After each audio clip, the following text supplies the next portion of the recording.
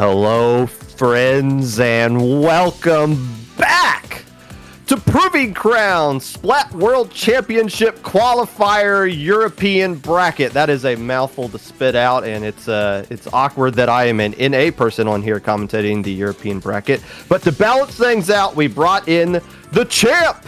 The champ is here. Dura, thank you for coming in.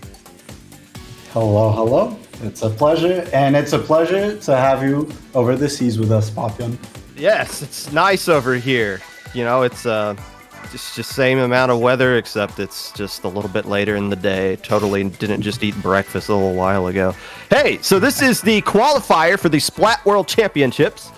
In the past, we have had this be a part of Super Jump, and people complained or like, why are we letting all these teams knock each other out for the qualifier if they're not even in the same region? So we said, okay, let's just make this thing region locked to some extent. So Europe only for the morning session, and we're going to do some NA/SA stuff later on in the day. Round one of this double elimination bracket. Going to be bringing you guys a best of three match between Helios and OPIUM.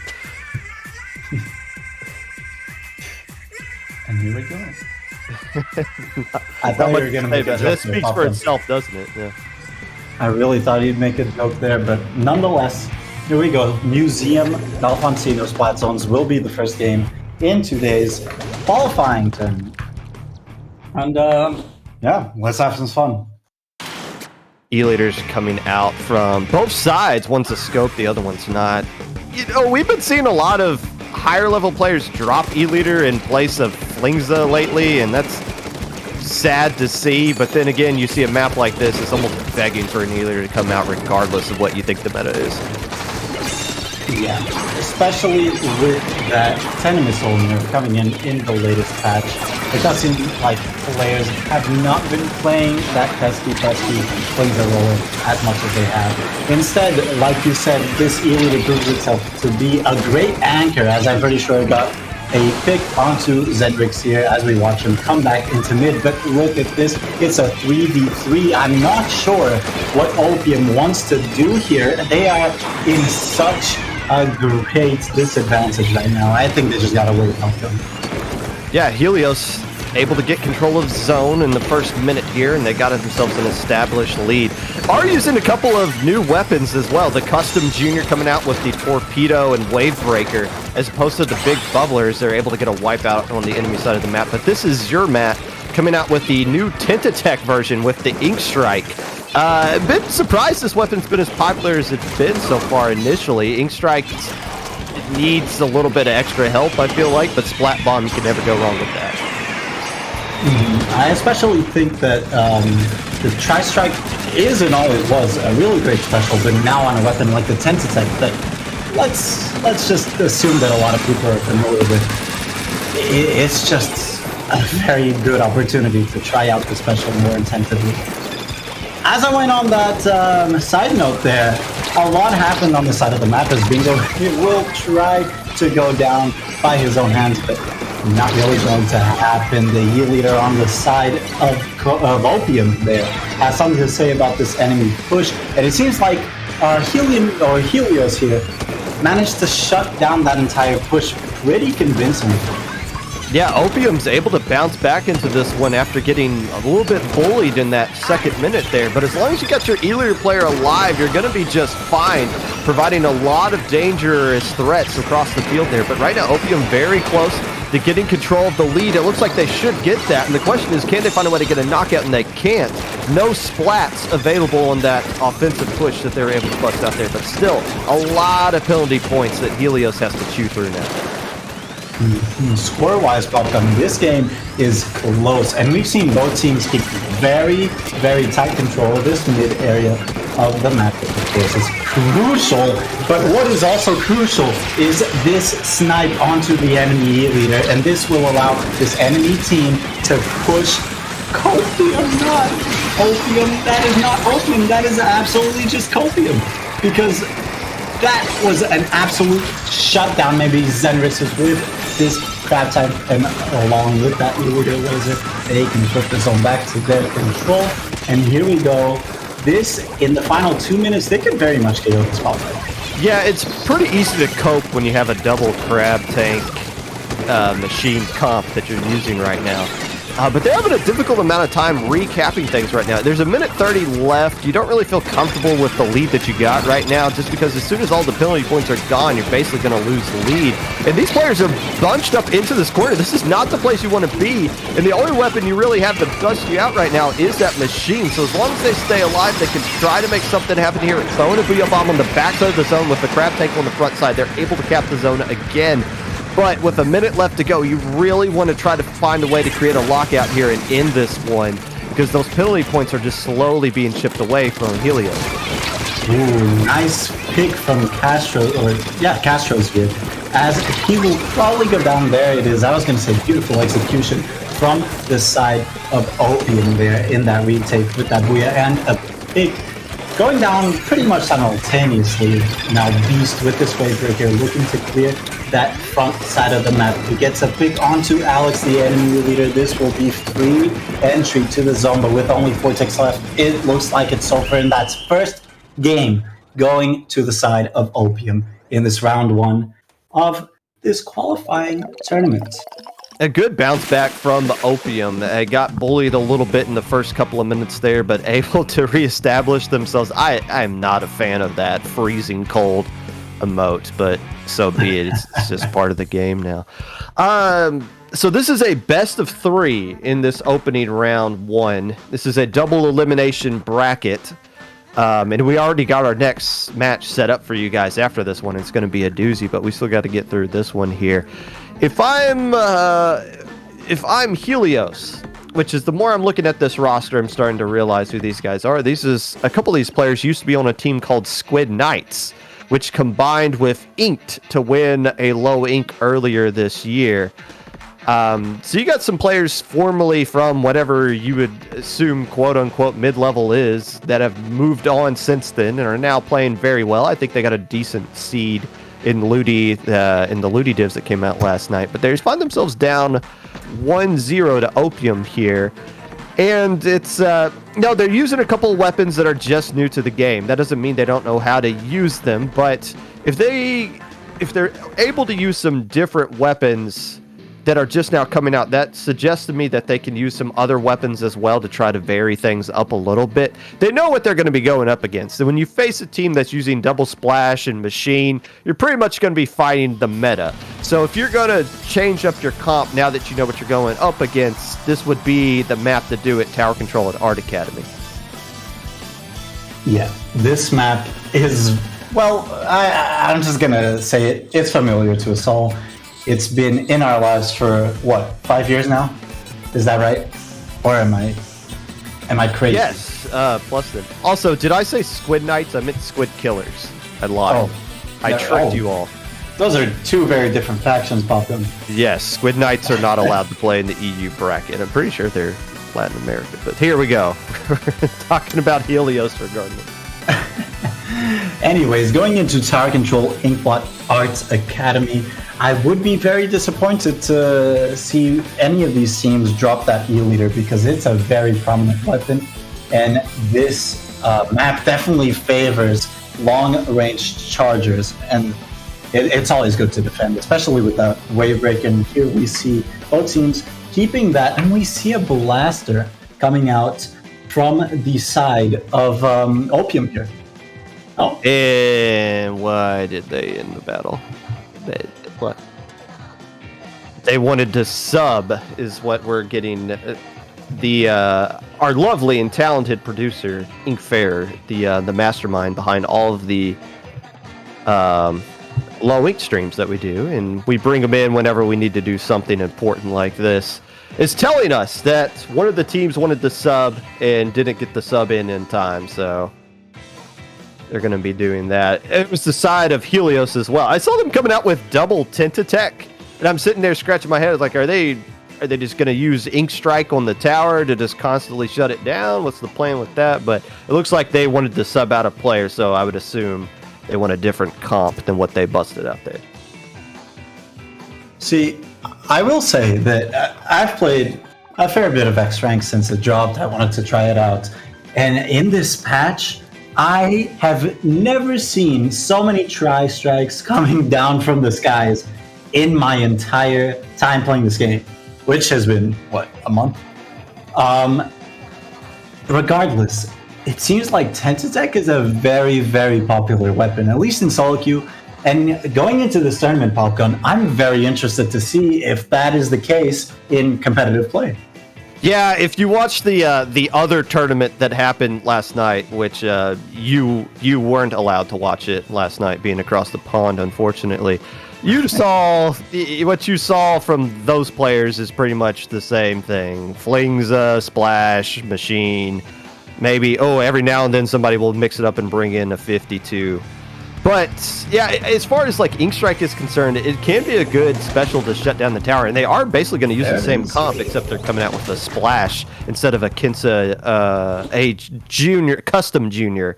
So double Ink Strike and Crab Tank coming out from the side of Helios, and I'm assuming they're just going to spam Ink Strike on that tower as a get off the tower kind of special, with traditionally what you would see from a Booyah Bomb.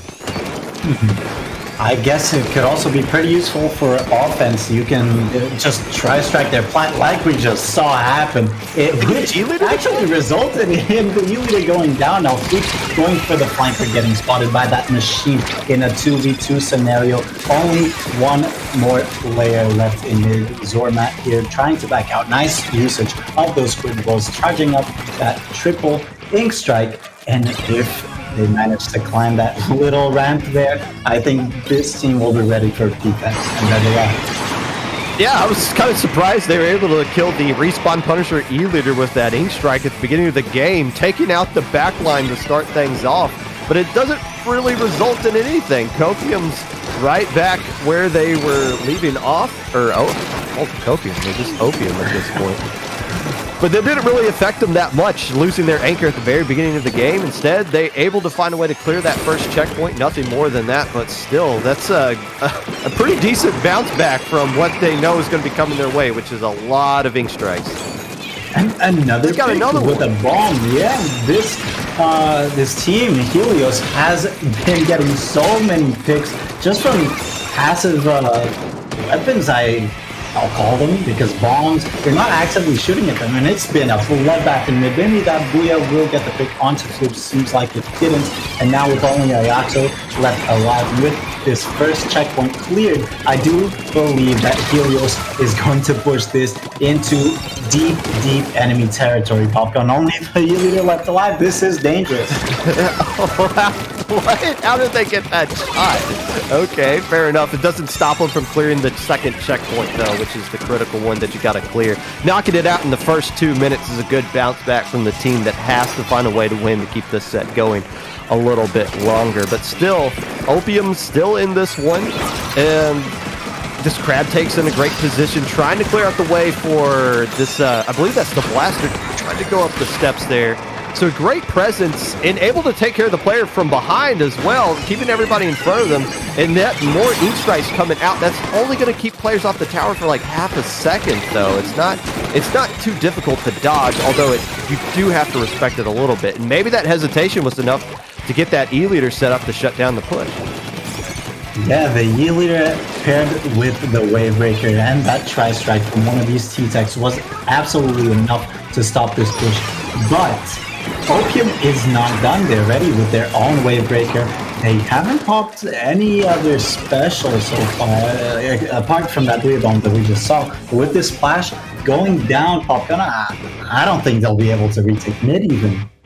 Yeah, and they've had some difficult opportunities even when they have mid, getting up to that enemy flat. You saw times where the Blaster was right there, finding ways attacking the steps, but not really too eager to go up there and attack with the rest of the Crab Tank.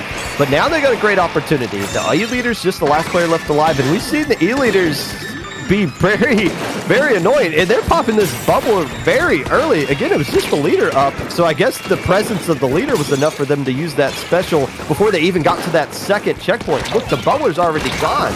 Ooh, very, very nice chase from Zenrix here, trying to spot this last player alive on the side of Helios. There we go, bubble on tower. Very, again, nice usage of that squid roll to just maneuver around the tower, not even dodge any shots. But now, if they get Beast out of this position, I think this is a pretty free last checkpoint for them. That is it, and that, aside from these ink strikes that will slow things down just for a little bit, is Bingo being the last player left alive, and that is a wipeout. But still, 3 checkpoints all gone. Now, the good news for Helios is you've cleared the second checkpoint already, and Floops is going right in, not waiting for the rest of their teams. Wisely, he's trying to realize, no, I'm a little bit ahead of myself here. Let's go in with the entire team. There's nothing here other than me to die. Got the crab tank as well. Can get set up on one of these stacks and try to put pressure across mid. But you're running out of time here. You only got 20 seconds to work with. If you're going to get lead, you got to make something happen now. Yeah, they really do. Hopefully these tri-strikes will take that E-leader off of their position. And now, without this next checkpoint that would normally stop the tower right now, they can maybe snowball this. It doesn't look like it. Only one T-Tech left alive and tower isn't in their control. That is the end for Helios in this tournament. You know, well, no, they're not. Well, not in this tournament, in this winner's side bracket. Yeah, they're, you know, this is a tough bracket for them to be in, so this might be, who knows, that it might be the end of them, but they're getting the experience they wanted, which was playing some top-level teams that they have here. And again, Helios had lead in both of those games, convincing leads in both of those games. 18 remaining in the first game, cleared the second checkpoint in the other one. It's just a matter of holding on, knowing how to hold on to a lead is what they were kind of struggling with there, but it was still a close set, even though it was 2-2. But yeah, regardless, we are moving on. So that is the that was just round 1, and there are 11 teams signed up for this double elimination tournament. So now we're going to be moving on to some big boy teams here, and you're going to see nothing but the best of the best from here on out. How about we go to Or Else taking on No Mercy? So let me tell you guys a bit about the team known as Or Else. Or Else, although they haven't made the biggest splashes so far in the competitive Splatoon 3 scene, you've definitely heard about these players, because we have Sendu, which is a very prominent competitive player, number 1. Number 2, a developer for Sendu.inc. You might know that website. It's a pretty useful one. If you don't, look it up. You will be thankful for its existence. Apart from that, we also have Hypnos, who a couple of years ago, during the big quarantine for COVID, used to play for Alliance Rogue as a backliner, and I'm sure we'll see a lot of E-leader gameplay from him today.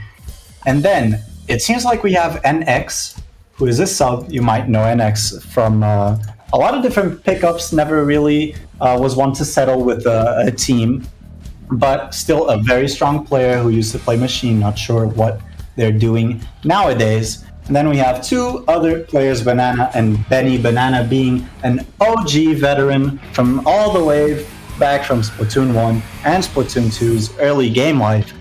A very, very solid Slayer. And Benny, another very good Slayer. And paired with Hypnos, those 2 players were Italian champions and defended their country in the European Championship back when it was held. And that's what I have to tell you about Or Else, Popgun. I don't know if you want to know any more. I do not. I think I knew most of that already. Not that I'm discrediting you telling me. But yeah, these are some very well-known players that are very experienced in the scene. And yes, even if you didn't know who Sindao was or that they actually played the game, you've done something that Sindao has created if you're a part of the scene at all, whether you recognize it or not. What about No Mercy, though, the team they're going to be going up against? What can you tell us about them? No Mercy. Although I'm not familiar with every player in this roster, I do recognize the name Knives, and I honestly cannot tell you where I recognize this player from. Not a specific team is what I mean, because I've definitely seen this name in various tournament streams, and I've seen this name in pickups, and I've seen this name do very, very well. And hopefully today with No Mercy, they will truly show No Mercy. Or else they're out. See what I did there? Yes, I think we get that too. They okay, so No Mercy is a newly formed team as of November the 13th. They've been playing under the name, oh gosh, there's no way I can pronounce that. Zingluff Warriors. Knives used to be of Cascade Duck Crew. Cascade, no. There you go. Let's see. Reflection, and then Codex is where Fate is from. Got here. They've been playing in Paddling Pool. They got 6th place in the Ludi Speed Ladder. They played in Mystic and Will. Got some 2-0 wins in that tournament as well. So it's a newish team made up of some players that have some results in the past. Going up against this one here. I'm definitely very interested to see how this one goes, because personally, I haven't seen much from Orels, at least not recently, and I really want to see what they've been cooking up. And then, as you said, No Mercy, a new-ish team, actually seeded 5th for this particular tournament. That leaves me thinking, wow, okay, maybe these guys are very good, and I've just been under a rock. I've been living under a rock. It's possible, or it's possible that we screwed up something on the seating side. Who knows? That's always a possibility as well. But yeah, or else in some of the other teams that we got here, Oro Jackson, Grafeyard Shift, or Grafeyard Ahift. I believe they mispronounced their name in the seating, and I think we're just going to go with that. Obviously, Alliance Rogue. You don't see these teams play often just because there's not a lot of stuff for them to do up to that. I mean, there's only so many paddling pools and Trident Cups that you can play in, and get more send-out badges for your send-out account that you can play in. But there's not a lot of events that we see that draw out the big dogs that we want to see. So that's why it's great that we have this tournament here with something on the line. The top 2 teams will advance to the Splat World Championships, where they're going to play against some monsters from Japan. Or maybe get seeded against some other NA teams. Who knows? We'll figure that out later. But it looks like, I believe the players of this match were stuck in an open, which has ended recently. So I believe the lobby is getting created just now. Well, that is absolutely fine, because that actually gives us time to introduce the other teams. And as you said, the very scary big names in this tournament. And I'll just take the chance and list them out. There's Alliance Rogue, who I'm sure you guys know. French champions up until this year, who actually lost to a team that is also playing, called Oro Jackson, previously known as Omniscient, but now with Obito leaving them. Volti can sweep back in, and that's Oro Jackson. We also have Cascade Duck Crew, who we've talked about. An up-and-coming team with a variety of different players from different regions. We have Grafeyard Shift, which has Terra, a player with various different titles and a very popular Western player among the Japanese side of the community. And to top it all off, we have Brilliance, who, looking at the roster, seems to be a mix of a lot of previously high-level German teams. We have names like Noctis, Anger, Wasabi, Toyoben. So that's Heinrich Hinterlander, that is Freeze, that is Vendetta, that is a lot of people from the German Splatoon side who are quite good at the game, once again. So yeah. So yeah, we only 11 teams signed up for the European bracket, but they're all high quality 11 teams. So it's a quality over quantity kind of thing, which is going to hopefully produce some exciting matches. Unless it doesn't. What's the name of that team that you said Brilliance had come from? Can you pronounce that again one more time for us? Oh, I cannot pronounce it, but I'll definitely try. It's Heinrich Hinterlander. There was Vendetta and Freeze.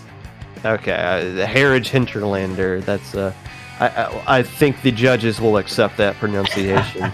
I'm pretty sure that is the English pronunciation, definitely incorrect pronunciation of what should be German words. And now you can see the entire bracket right now. Most teams did have a bye, so it's taken a little bit to get things up and running here. I guess one thing that is worth noting about this tournament. Since it is a qualifier, yes, this is a double elimination bracket, but there is no grand finals for this event. If you get to winners finals or losers finals, you can see those are best of 7. That's because those are qualifying matches. As soon as you win a qualifying match, you've qualified for the Splat World Championships. There's no need to play any further. So if you win the winner side of the bracket, you're done. You already got what you came here for. You can take the rest of the day off. You don't need to wait that awkward amount of time that you have to do for grand finals in a double elimination tournament. So you just got to win winners finals or losers finals, and you've gotten what you came for in this tournament. So we're going to be streaming 3 more matches in winner's side, and then I think we'll have enough time to get a couple more down in the losers side. Because of that, though, since losers is the end of the tournament, once you get to losers quarterfinals, it starts becoming best of 5 instead of best of 3 to give more teams an opportunity to compete in some more competitive matches instead of just getting eliminated quickly. So you got more things. You got a little bit of adjustments. It's not a traditional double elimination bracket just because what's on the line is a little bit different as well. Mm-hmm. Definitely. And guys, do not forget that the same version of this qualifying tournament will happen for the NA side of things later tonight. Popgun, why don't you tell us more about that? Oh, okay. I was hoping to get my mind mentally through this one first, but you know what? I am excited about the NA one. Or I guess just to say, it's not the NA one, it's the Americas one. There's tons of strong teams that are coming out and representing the Americas, both North and South. You got Starburst, Sayonara, Heller signed up. Micklin Heroes, who you found out today is actually not. A very funny story, guys. A very funny story. Do we have time to tell the story? I think we do. Yes, we do. Well, we were just hanging around NVC right before we started the stream, and I just said, "Oh, look, Micklin Heroes is playing. I don't think I've casted them. That should be fun." And then Popgun just says, "Hey, Micklin Heroes is South American. Did you know that?" And I let out the biggest what? Because for the past 2 years, guys, I have thought that Micklin Heroes was a French team. And I don't know why. That was something I implanted in my brain for no apparent reason and just blindly believed in. Well, fair enough. The reason you haven't commentated them is because they're playing matches while you're asleep. Or at least while you should be asleep, but there you go. No, they're actually not French, but you will see them in the American bracket later today. Also, DNA is here. Seafoam is rolling on in here as well. Both of those teams played yesterday. Cherry Limeade, Nalwall Gaming. I don't know if Rising Wave signed up. I don't see them here as well, but there's usually a lot of... One of the reasons why it's the Americas and not MA is because there are a lot of strong up-and-coming teams that are creeping their way into whatever you would define the upper echelon of competitive Splatoon to be. Nalwall Gaming, Micklin Heroes have been knocking on that door for a while now. I don't see Rising Wave in here, but regardless, I think we got this match actually ready to go. I believe everybody's done with their open matches. And we're going to be giving you this best of 5 set, or else versus No Mercy. 2 team names that seem to be conflicting with each other there. Game point going to be Rainmaker at Mako Mark. Well, I'm very excited to see this because, again, I haven't seen these teams play recently. And, wow. Okay, I don't know. I'm this excited. We see Devil Crab and the Flinzer Roller coming out from the side of the board. Else, the Splatter Scope and the newly released T-Tech Splatter Shot on the side of No Mercy. Let's get this pumpkin. Okay, that's what I was talking about. A lot of prominent Charger players dropping it in order to bring out the Flingza, almost exclusively the Flingza at this point. However, on the side of No Mercy, they're opting to keep the Charger as well. And I don't know if it's been the difference so far, but 2 players instantly going down from the side of Or Else, as No Mercy has to dodge those missiles that have a longer cooldown now than what they did earlier in the week, and that will at least stall the push for now and save that first checkpoint.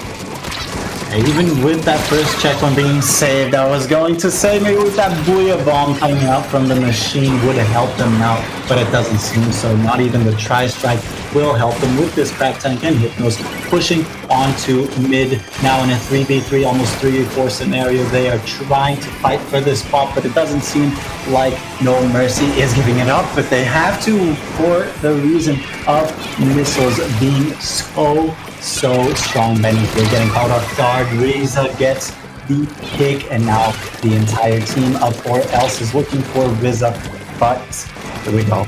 Back out. They are ready to reset, and they are ready to fight for mid once again. Yeah, Or Else got punched in the face early, seemed to have bounced back a little bit, but both of their Splash-O-Matics are completely erased from the board right now. It's just send out on the machine, staying alive, using this Booyah Bomb to keep No Mercy honest for a little bit, but now the two players opposite of the splashes go down, so it's a bit of a delayed wipe, and Knives is just sitting here like, what do I do with this thing? I was expecting more players to be alive. Banana flanking around the backside, trying to get the splat, and does pick off the Rainmaker before they can get anything going. But so far, it's been No Mercy providing all the offense right now, Or Else having a difficult time getting established. Yeah, revenge kill coming out from Reza, but unfortunately for No Mercy, this player is the last one alive, at least on the opposing half of the map. Now with the Rainmaker resetting, both of these teams will try to fight for mid, and I'm pretty sure with the Booyah coming out from the side of Or Else, this is a free pop Banana with this Crab Tank at the ready. We'll pop it, but ain't back to counter it. That is great. Come out from behind, counter that Crab Tank. It does nothing, Pop Gun. It does nothing. Fate here trying to creep onto mid along with Monet here, but I'm not sure how they will push this. This is such an equal ground right now. What a clutch ink vac that would just completely shut down what would have been a great opportunity for that Crab Tank to establish control of things. Again, that's something the Charger brings that you aren't going to get with the missile spam here. However, you're going to see Hypnos pop the missiles and instantly grab the Rainmaker. The first opportunity for Or Else to get something going on the board here is they don't find a way to make the jump. I think a bomb came in there and kind of smacked them in the head, slowed them down, going back up, trying to make the second attempt, but there's just nothing there. That little bit of delay might have allowed an opportunity for No Mercy to get established, but right now, the patience of the Rainmaker's really paying off, and they still can't make the jump. What is going on here? It's just, there's windows to try to get something going, or are these tactical throwing on the jump here, just to try to delay to get their teammates in the right position. Finally, they find a way to get the lead, saying, screw it, I'm not going to make the jump, let's just go right and see what we can accomplish there. Yeah, that was a very unlucky burst bomb from, or I guess for Hypnos, because he really couldn't make the jump because of the bomb. And secondly, that Crab Tank just applying so much pressure, and Hypnos realizes, okay, if I jump this, I die, we might just lose the push. So it isn't worth it. They tried to go for that right side, end up getting the lead. Not the checkpoint though, but Banana and Sendu here aggressing as a duo. Now it's a 1v1 Sendu versus the Tentatek Spider Shot. Choose to ignore it, and now the Tentatek is just halting. Hypnos with these Tri-Strikes, maybe they get the checkpoint. They do, but at the cost of Hypnos' life. Now it's going to be a scramble in mid, as No Mercy tries to get this Rainmaker and tries to get the lead in these last 30 seconds. Great position by Sendout to just allow the opportunity for the Rainmaker. I thought with that position they were going to go left again, but I guess Hypno said, to hell with that jump, I'm just going to get this checkpoint on the right. So now, No Mercy has to get to the checkpoint, pick it up, and go a little bit further as well, and they have to do it all in basically one push right now, so there's not enough time to die with the Rainmaker. Two players instantly getting swallowed whole by some Tinta missiles falling from the sky. Hypnos trying to stay alive, able to get a trade as well, but they do take care of the Rainmaker, and Banana's just going to make sure it does not turn green, and that's going to be game one. That was a very, very good defense, and I'll say a flimsy offense from both teams. We definitely saw teams kind of, or both these teams, kind of hesitate with their pushes, as we saw one from the evidence example of not making the jump on that left side during Or Else's offense. But nonetheless, very, very scary gameplay. Yeah, I mean, only one checkpoint cleared and no points past that first checkpoint. That's not a comfortable position for either team to be in there.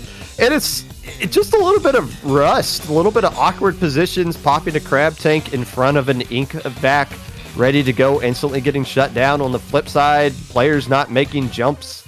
Just a little bit of those early awkward tournament moments that you see that will start to fade away as the tournament goes along. But still, you want to be able to find ways to win those awkward games where both teams are just trying to figure things out just because it helps you down the road. But now we're going to be going to game 2, which is Clam Blitz at Eeltail Alley. As much as I hate to see Flingza coming back out, I get the sense it's going to be a theme of the entire day, not just in the EU bracket, but also the Americas as well. It's just the trend now. Not a lot of Charger players opting to stick with it, especially on a map like this where you usually see Chargers, or a mode like this, I guess you should say, where Chargers usually kind of disappear. Mm-hmm. I will say that I do believe that the Flingza pick last match or last game was due to the map mode combination, and Hypnos realizes maybe we don't really need the ink vac, so I don't want to play the original Splat Charger or Splatter Scope, and Heal Leader's too slow for this map, so yeah, let's try out the Flingza. It does have the Suction Bomb, which is great for popping that Rainmaker shield, but now in Clam Blitz Eeltail Alley, especially in a map like this, which is very long, very narrow, with amazing sightlines for the Charger to take advantage of, I do think that we'll see a switch. Then, see, if I'm wrong, then I'm wrong. Well, you heard it here first. If Dura's wrong, they are wrong. Fair enough. No truer words have been said up to this point. Let's see here. What do we got coming on? We got a mini Splatling. That is the, what is that, the Zinc? The Zinc rearing its ugly head here. So that is Bubbler and Toxic Mist. I am excited to see that weapon. First off, we just haven't seen mini being used in general for several years in competitive. So I'm glad to see it come back out here. Toxic Mist can slow things down. If you put Bubbler in the right spot, it just completely shuts down alleyways as well in this match.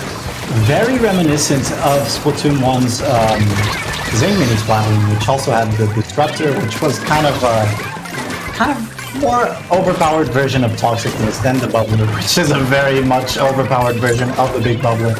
We completely disregarded moments. Very good pick onto Sendu there, I do believe. Now building a ball. It's going to be just kind of a fight in mid then here. Sharking, trying to look for a good opportunity. Getting picked off, sadly. Not an ink back, not any Toxic Mists can save you there. Now Banana also getting picked off. And this team, or else they're very, very staggered. And this enemy team has 16 clams ready. This could be a very dangerous push. I like how No Mercy was slowly pushing their way up the field, but all of a sudden somebody just ran in and popped the basket. They're not going to get anything out of that. Instead, they're just going to give a Mercy Clam to or else to work with. So a moment there where it looked like they were moving in as an entire team until somebody just went rogue and got something going there. But now they're set up for a great opportunity to keep this push going a second time. The Charger on the side of No Mercy was able to knock out the Charger, I believe, Hypnos on the side of or else. And that allows the Charger player to push up as well and create more space. And they're just bullying or else up to this point, completely dominating their side of the map. It just hasn't resulted in any permanent points on the scoreboard up until now. Yeah, and as soon as they scored that, they only had 4 Clams being held by the Splash-O-Matic player, who instantly got shot at by Hypnos on that Splatter Scope and completely nullifying that entire push. They leave the counter up at 70, which is a pretty comfortable position, I would say. They just need to build a plan, they need to coordinate, they need to not get picked off just like that. Build a ball, build some clams, and start a push. Maybe that could have been the start of it. And it still can, as we have a 2v1 scenario in favor of or else in this mid of the map. Sendu only needs one more clam to build that power clam. And with this Booyah being almost ready in that big bubbler from this Ink Mini Splatling, this could be a very, very good opportunity to push unless you get the people's disadvantage. Yeah, for the first time, Or Else has control of mid. Oh, we got a DC on the side of on No Mercy, and I think it was past the 2-minute mark, or the 2.5-minute mark. It's just the DC rules for this tournament. So this is going to count. This will count, and this is very unfortunate because the game was looking very No Mercy sided. I won't lie to you, but maybe with this score and with a couple of picks, Or Else will turn the tides of the battle now. They only need a few more clams to secure this win, because in a 3v4 scenario, you don't need that much of a lead. Yeah, an unfortunate timing for that DC. I mean, it happens. There's not much you can... Well, I mean, I guess there are some things you can do about it, but regardless... and they finally just kind of thrown in the towel right there, but that is going to be game 2 going into the favor of Or Else. But No Mercy was controlling the map for a good portion of that first couple of minutes there. It didn't result in any real points positively on the scoreboard for them because they just couldn't follow up with the times that they opened the basket, maybe rush those pushes a little too much, but they were doing all the right things as far as mid control was concerned. It looked like they were starting to lose a little bit of control at the end of that game before the DC came out, so you never really know how those things were going to turn out anyways, but still, it did show some signs of life. And now the question is, what caused the DC? Is it something they're going to be allowed to come right back in, or did somebody's router explode or something? Those are always the questions we got to ask. Was that the sub too? I believe that is the sub who was playing for No Mercy. Was that a NX? No. NX would be the sub for the side of Or Else. I do believe it was... Oh, you're right. It wasn't Fades. It was Reza, I think. There we go. Well, they're back into the lobby, and we are moving on to game 3, which is Splat Zones at Shipyard. Mm-hmm. And now, as this is a best of 5, this is No Mercy's only opportunity to keep themselves in this winner side bracket if they want a chance at that instant qualification for the World Cup held by Area Cup. Hold on, I got to catch the other match that's going to be streamed. Well, while you do that... On the opposite side, Oro Jackson and Grafeyard Ahift has demolished their opponents. Oh, yeah, I just looked at the bracket. It seems like that is 3 3-0s. So far, this is the only round 2 match that hasn't been a 3-0 yet. But by the looks of it, I have some faith in No Mercy. But nonetheless, going into Splat Zone Sturgeon Shipyard, what do we expect? I expect both teams to run Chargers, not only Chargers, E-Leaders, because E-Leader, we all know it's a very, very oppressive weapon in the current meta. A lot of sightlines, not much that can challenge it. And especially in this map, it is so strong. Apart from the anchor players, I do expect to see more of the same. Splash-o-matics, crab tanks, maybe a machine coming out from Sendu, maybe 1 or 2 T-Tech splatter shots, because, you know, everybody loves T-Tech regardless of the number of Splatoon that we're playing. Game 3, Or Else looking for a date with Alliance Rogue.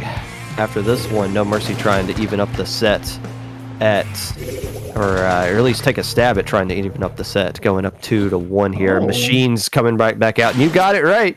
E-Leaders coming out from both sides. So Flingza was just used in game 1 for the Mako Mark game, but now we're back to the traditional, everybody's favorite E-Leaders, and it just comes down to who can keep their E-Leaders safer.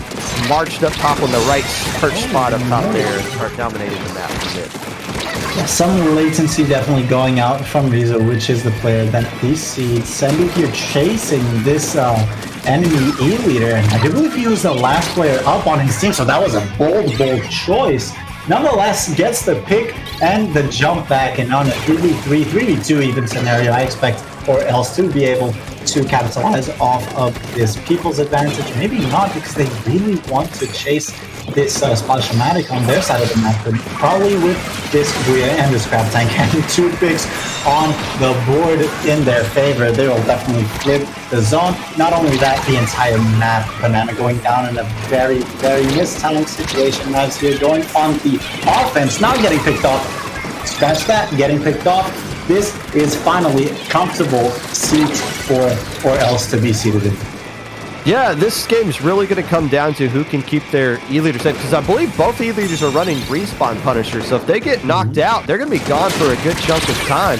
That's why Sindal flanking around the back door, getting the splat on No Mercy's E-leader is kind of critical, even though they just jumped out anyways. It just completely shuts down your back launch. And now all the penalty points are gone, and or else is starting to threaten to get a KO here. Banana's in a great position, taking care of both Splash-O-Matics, but the E-leader's still alive thanks to the help of Knives to try to get things going. But they're just going to have to start pushing up, and maybe... nice pick out! Who was that, Banana getting the splat right there? I'm pretty sure it was, and that... They must have been tracking with their own Ninja Squid up on that. So, okay. The game doesn't want to end. The game was like, no, that wasn't convincing enough. We're not finishing here. But as I was saying, that must have been a shark with their own Ninja Squid who just spotted that machine player trying to creep up onto that wall or ledge or whatever you want to call it. Ultimately got caught out, and that's going to be the entire set going to or else. Or else being the first team ever to score 105 points out of a possible 100 points in a Splatoon game. What the heck was that? All right, yeah, clearly some issues going on in that lobby, but or else the better team able to get the wins that they were looking for right there. So we already got the next match lined up, or else is going to be taking on Alliance Rogue. No Mercy is going to be slipping down the losers bracket to try to keep their tournament hopes alive.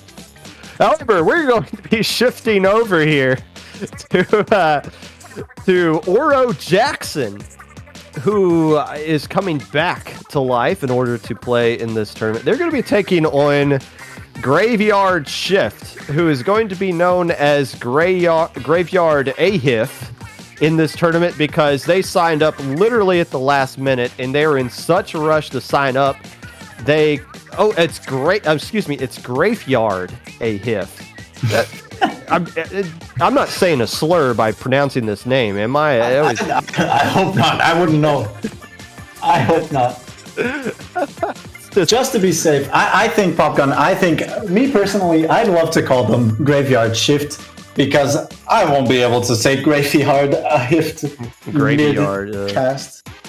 Well, either way, this is a product of nervousness. Because, as you said, they signed up last minute. They must have been, oh my god, what's our name? And there you go. Smash their head on the keyboard to get it in there. Regardless,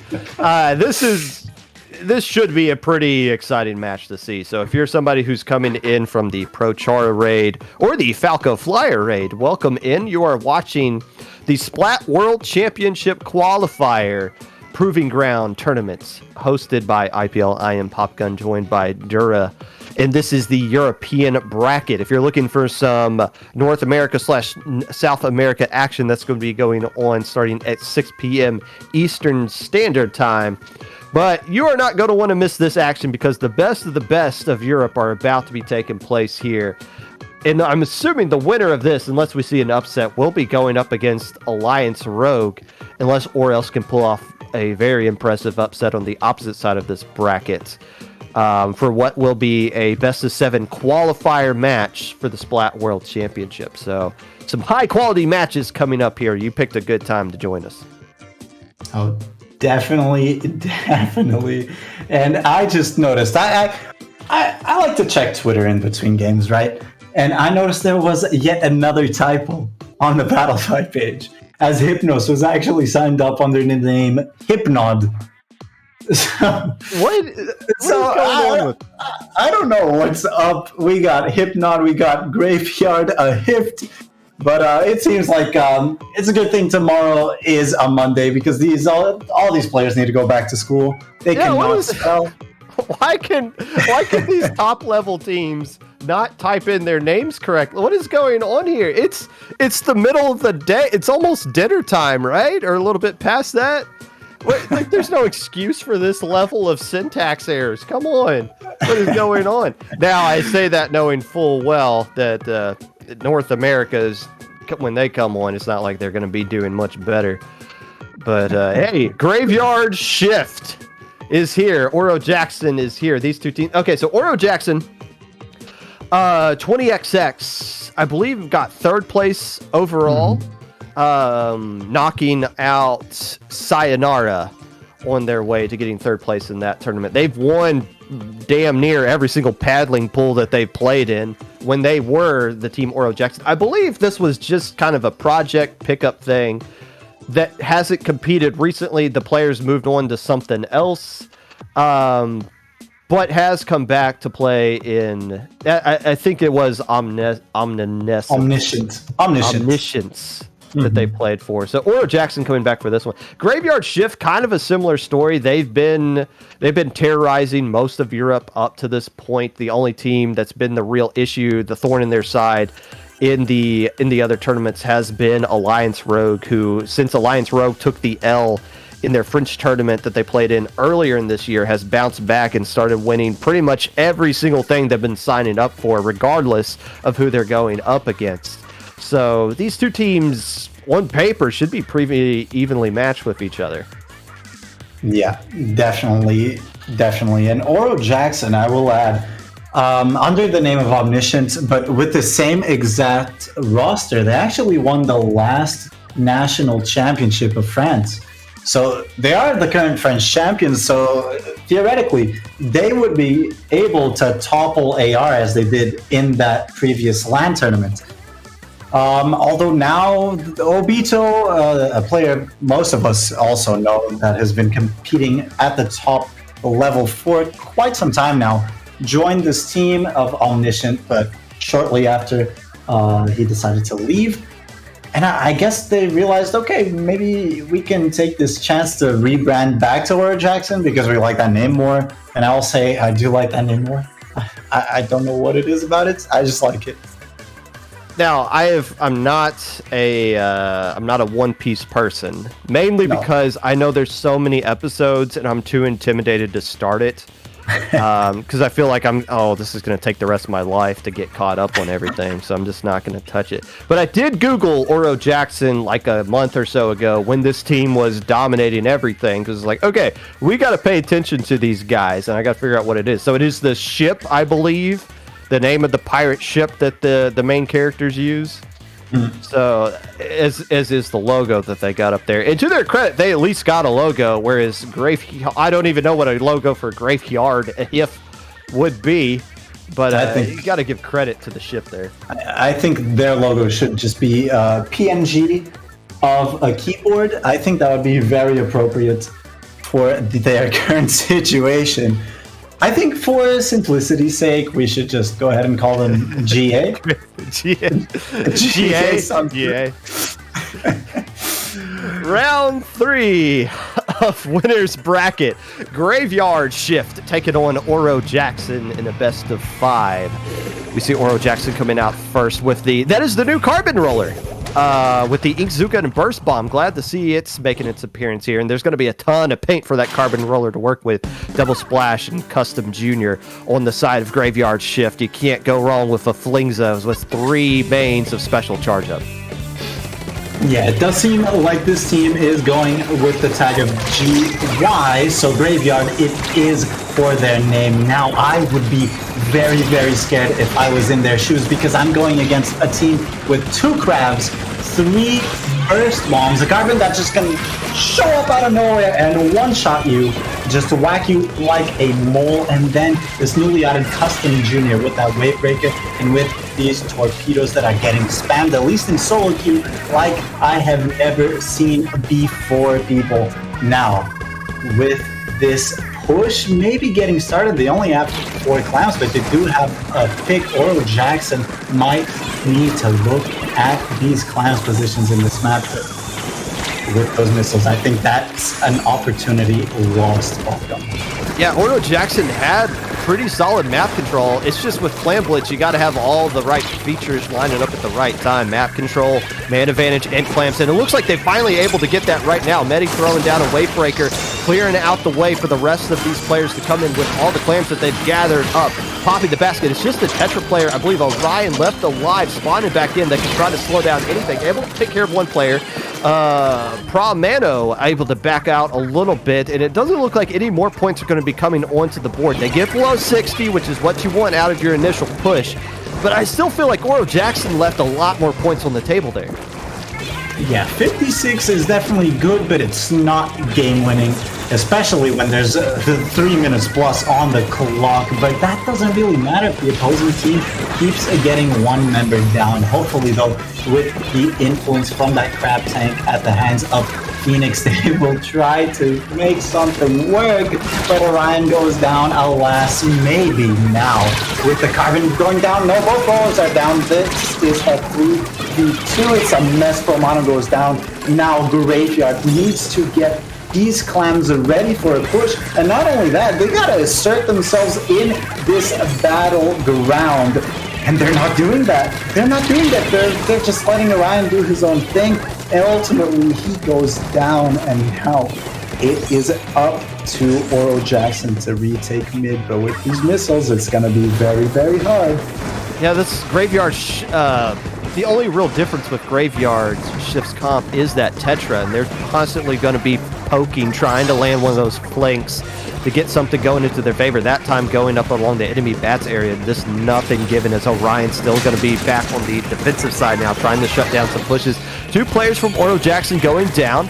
The Custom Junior opting to back off here, recognizing I need to wait for the rest of my teammates to build up some momentum before we can go back in. So that's going to surrender map control over to the side of Grafeyard Shift. And 2 more players going down yet again. And Medi, was that a torpedo kill that we saw? Either a torpedo or a wave breaker, but nonetheless, that's gotta be bad for your mental at the stage of the game. Funny here, getting a pick, maybe 2 with this crab tank, looking for Terra on that flinger roller. Flings a roller, pops those missiles right onto that tank. But nothing has really happened so far. Yeah, mid has been traded back and forth between both teams. And again, the Tetra players just kind of jumping right back in there, trying to make something happen, but there just isn't anything there. I'm assuming they're wearing quick respawn, so they're going to be right back into the action.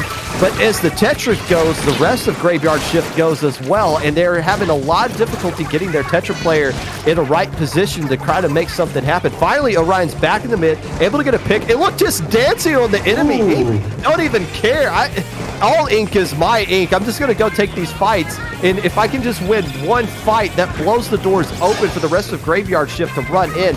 But Terra trying to run in with something right there. Nothing's going to give. All the space that Tetra players providing is not translating into anything positive for Grafeyard Shift. But maybe Grafeyard can flip this. Phoenix got a very good pick, and Zeraz or Terra, I'm not quite sure and I don't remember, managed to hold their ground and just kind of prevent this enemy team in retaking mid. Now Zeraz has this ball, and with that pick in a 3v3 scenario, they will be able to push, but Volti drops down, gets 2, only Zeraz left alive. That is a no-go for a lead. Zeraz instead wants to build a ball, and they really need to. There it is, with only 5 seconds going down. This is their only chance, and they need that power clam to go into that basket, plus 2 other clams. If Phoenix gets this pick, that would be amazing, but he doesn't. This is looking very, very grim, Popgun. It all comes down to this reef slider right here. It only opened up the door for everybody to come in, but they jumped at the beginning of the reef slider instead of where they landed at the end. Instead, all those players landed on the step area. If they waited just a few more frames and jumped when the reef slider was done, they'd be right underneath the basket, and this game would be over in the favor of Grafeyard Shift. Just a little bit 2 frames too early, and Oro Jackson holds on. That was an amazing game. It was very back and forth. But it does seem like Oro Jackson has the upper hand, at least in that map. Maybe we'll see a trend throughout the rest of this set, but that was, to me, very convincing Oro Jackson domination. I don't know what you think, Popcorn. Well, again, when you have Tetras like that, you just need one play to work. And they tried. Orion tried several times. You saw them constantly dancing on the enemy ink, just fighting every single thing that moves, whether it's an enemy or a teammate or whatever. And it just didn't work out in that favor. That's credit to Oro Jackson being disciplined, understanding how to control certain situations, how to endure the different kind of play style that they're seeing from Grafeyard Shift. But that's what you're going to see going forward. You might see some other comp changes on the side of Grafeyard Shift, but it really comes down to what can this Tetra player do? How many times can you swat the fly that's buzzing around in your base? Oro Jackson doing a good job of knocking it out in game one doesn't necessarily mean they're going to be just as successful in game two. To me, it doesn't simply come down to Orion doing his job on the Tetras and getting the picks. And sure, he's going for all the fights. Maybe he shouldn't sometimes, maybe he should. That is not up for me to decide. What I would love seeing, though, is Grafeyard capitalizing off of the distraction value that Orion provides. Because as he's dancing around the backlines of the enemy team, they could very easily pincer and catch their enemies off guard. So hopefully we'll see that in this match of Splat Zones in Mako Mart. No comp changes coming out from the side of Grafeyard Shift. Nothing really changing on the side of Oro Jackson either. And I don't know if we've really talked about this carbon roller that much from Volti. Again, everybody's loving the new comp that it has, Burst Bomb along with Inkzuka. So you can get a lot of splats in the combination of the burst and just regular weapon. But combined with the long range of the Inkzuka, gives that weapon a lot of possibility to work with right now. And that's not the key reason, but right now the lead is in the favor of Oro Jackson as well.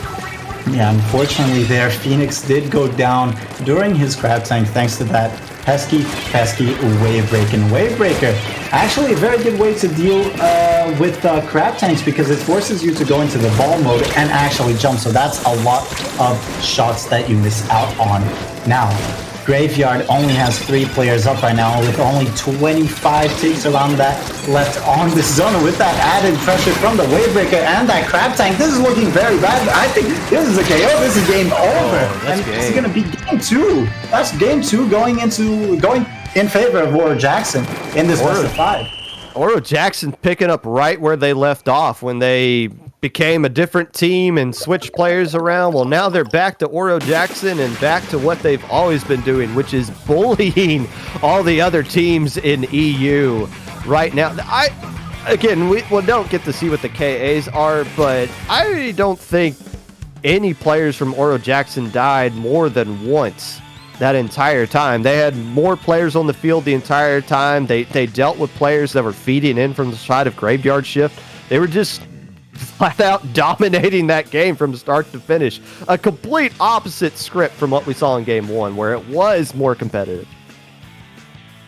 That if that doesn't prove what I said earlier about Oro Jackson appearing to me at least a lot more dominant than this other team, I hope that game definitely explains or showcases what I was trying to point at. Now going into Tower Control Hagglefish Market, this is GY's last chance of staying in this winner's side bracket and getting a free ticket to the winners finals, which is one of the only 2 matches in this entire bracket to provide you with the chance to instantly qualify for the Splat World Champions held by the folks over at Area Cup. And I wonder if there's any kind of changes that Grafeyard Shift is going to use here. We saw them use the same exact comp in Game 1 as they did in Game 2. I wonder if they're going to change something up. We know they're going to use the Tetras still, but I don't know what else they could do differently. You can never really go wrong with double splash, and obviously Flingza is what it is at this point in the game. But and obviously with tower control hagglefish, the comp they were using last time worked out. But I wonder if there's got to be some sort of adjustment that you got to make. If it's not the comp wise, maybe it's a little bit in your play style. I don't know, but they have to make some sort of adjustment. Or maybe they just say, you know what, let's forget about game 2. That did happen, but let's just throw it out the window. Let's get back to what we were doing back in that game 1 where we were more competitive, where we were controlling mid a lot better. And maybe just the mode change in general would be something to help out, help them get their feet back in on the set. I will say the tower control hagglefish market is a great stage for E-Leader, and only Zeras is the only player that plays that weapon in both of these teams. So maybe that will be a positive for the side of GY, but only time will tell. And I don't even know if he'll pick that weapon because he's been on that Splash-O-Matic. But there it is, the E-Leader to just kind of challenge the lack of range that Oro Jackson is presenting themselves with. Yeah, there's the adjustment that we were looking for. Respawn Punisher E-Leader, the most range they have to deal with is the Crab Tank of the Splash-O-Matic on the opposite side, and there's one right now. Orion falling into a 1v2, maybe a 3v2 if you count the Crab as 2 players, and Funny working with the, I believe that is the machine, all along this right side. So it just comes down to controlling the flanks and sending 2 players to attack the right flank and allowing themselves to attack from mid and the right side at the same time, plus the doors open for Oro Jackson to keep this push going. Phoenix there got a pick, but got caught out by the other 2 in the Terra there, finishing up what his teammates started in mid, getting a pick, and they will probably wipe this tower. Now they need to build map control. They need to... Okay, I was going to say, they need to get that pick. Hopefully, they don't feed Volti there. And as I say that, that's the commentator. Skur's Terra goes down to Volti. This will be map control back to Oro Jackson in a 3v2 scenario. Volti here trying to push up. Decides, no, I am marked. I don't want to fight this. I want to go back and pop this Trizuka, trying to get that E-Leader. Does get it. And there's going to be a lot more points for Oro Jackson. I will say that right now, Bob. And that's the beauty of that comp that the Carbon Deco has. Traditionally, in Splatoon 2, you would just see that roller player just stay up top there because it's not like they're going to go back and throw chickens at everybody. But because it has that Inkzuka, it can go back when it's under attack like that and just attack from mid and then clear out the way with the special, then move right back up. It's the second checkpoint falls. They finally got everybody taken care of, but 2 checkpoints down in the first 2 minutes. It's looking like Oro Jackson is feeling very confident right now, and they're rolling on all cylinders. They really, really are. And GY here, they really need to get a pick. Well, as I say that, they get 2 picks, but not on the team. I was hoping the picks to go out on Terra here, feeling forced to pop this craft. I'm not sure if I like that decision. That is just burning your special gauge and delaying your own splat, because now this enemy team is so staggered that Oro Jackson will probably push up to 24 once again and maybe even increase their point gain. They're already at the last checkpoint, and Promato is absolutely demolishing in this enemy base along with his teammate who does go down there. Carbon goes down, but doesn't matter. That is 3-0. That is a clean sweep, Popgun. Yeah, the first game seemed competitive. And now you talk about mentalities of a set. You go back to that game 1 and you think, what happens if they jump to Orion at the apex of that reef slider and they throw the clams in and they win game 1? Instead, they lose it just off a little bit of a misinput, and then they get dominated in game 2 and the story stays the same in game 3. You go back and you think how things could be different in that one key moment, because ever since then it was just two completely different teams going up against each other, and Oro Jackson just looked way too much for anybody to deal with. I believe we're going to be taking a little bit of a break here before we get to winners finals. But you guys got to pay attention to what's going on in the bracket. Type out ! bracket. You can see what's going on in losers. But more importantly, I said it was going to be Alliance Rogue taking on whoever wins this set. It's still possibility for that to happen, but Orelse is currently up 2-0 on Alliance Rogue, so maybe not. I don't know. We'll see how that turns out. Oh my. We'll see you guys in a bit.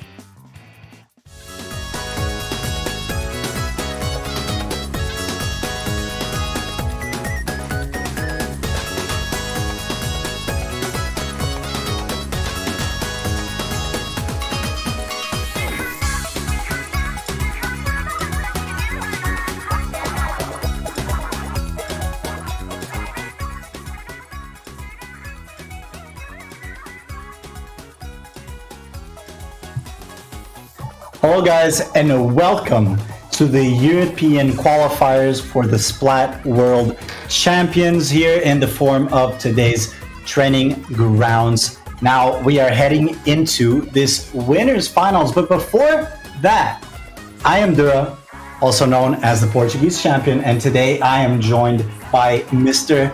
Lowink himself. Popgun, why don't you say hello? Hello. It's good to be here. These teams are a little bit better than the teams we usually see in Lowink. Just a little bit, though. We're going to be seeing the matchup we were expecting to see, although not the way we were expecting to see it. Alliance Rogue taking on Oro Jackson. Alliance Rogue having some anime protagonist energy here, having to be taken to a game 5 by or else, just to make things a little bit more dramatic, as they are going to be going on here for this qualifying match. Now, this is winners finals. However, this double elimination tournament's a little bit different from what you're used to seeing. The team that wins this best of 7 set is going to be invited to the Splat World Championships. So if they win this set, they're done for the rest of the day. There is no grand finals for this double elimination tournament. It is going to be counter pick. And the counter pick rules are stupidly simple for this. You can literally pick any map or mode in the game, all 14 of them. I guess the only thing is we don't let you pick Turf War. We don't really care about that. The only rule is you can't pick the map that you have won on in the set. So if you want to pick Splat Zones over and over and over again, you're more than welcome to do that. So this shouldn't be too confusing, and it's just the best of 7 here. But the winner will move on, and the loser will get to play in the next qualifying match in losers finals. And going into this first game, it is Splat Zone's Hagglefish Market. So I definitely expect to see regular old AR, except with kind of a new face. Jay has recently joined the team as the anchor player. Pretty sure they play E-Leader mostly because Splat Charger and Splatter Scope kind of fell off in this game, and E-Leader is amazing, especially in this map. On the other side of the map, we will have Oro Jackson, who do not possess an anchor player, so they will need to find an answer to battle this range and this excessive amounts of range that they in turn do not have, be it in the form of a crab tank or maybe some bomb spam. But yeah, regardless, Popgun, this is an all-French winners finals. This is the battle. This is kind of a rematch because this is the exact same teams that battled in the finals of the French Championship that was held, what, a month ago, around that? It was at the beginning of November, I think. And yeah, a lot of the channel points are going in the favor of Alliance Rogue. I think this one will be a little bit closer than what Chad is giving him credit for. Oh, Quad Ninja Squid, by the way, on the side of Oro Jackson. How do you deal with the range that I guess is just coming out from the Flingza on the side of Alliance Rogue? Just try to make yourself as impossible to find as you can be, as Alliance Rogue able to get control of zone early on. Gray taking care of one player, and the Tetra is going down on the side of AR as well.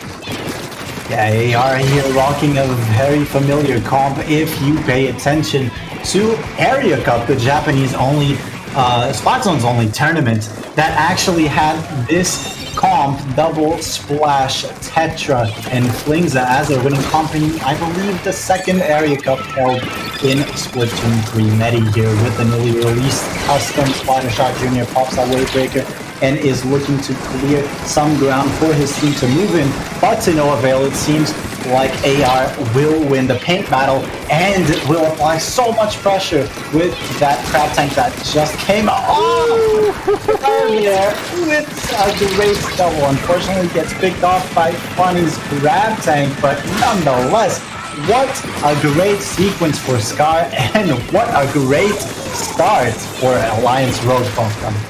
You know, when we saw AR playing in the Splatamax tournament, it was Scar destroying those alleyways in that tournament as well against Sayonara, and they're pulling out the same thing here against Oro Jackson. 2 more players going down, and Scar body blocking a Splashamatic, ultimately getting taken care of, but I don't think they're going to find a way to get back in zone in time, and that should do it for Game 1 Alliance Rogue surviving a scare from Or Else, coming out and flexing in game 1.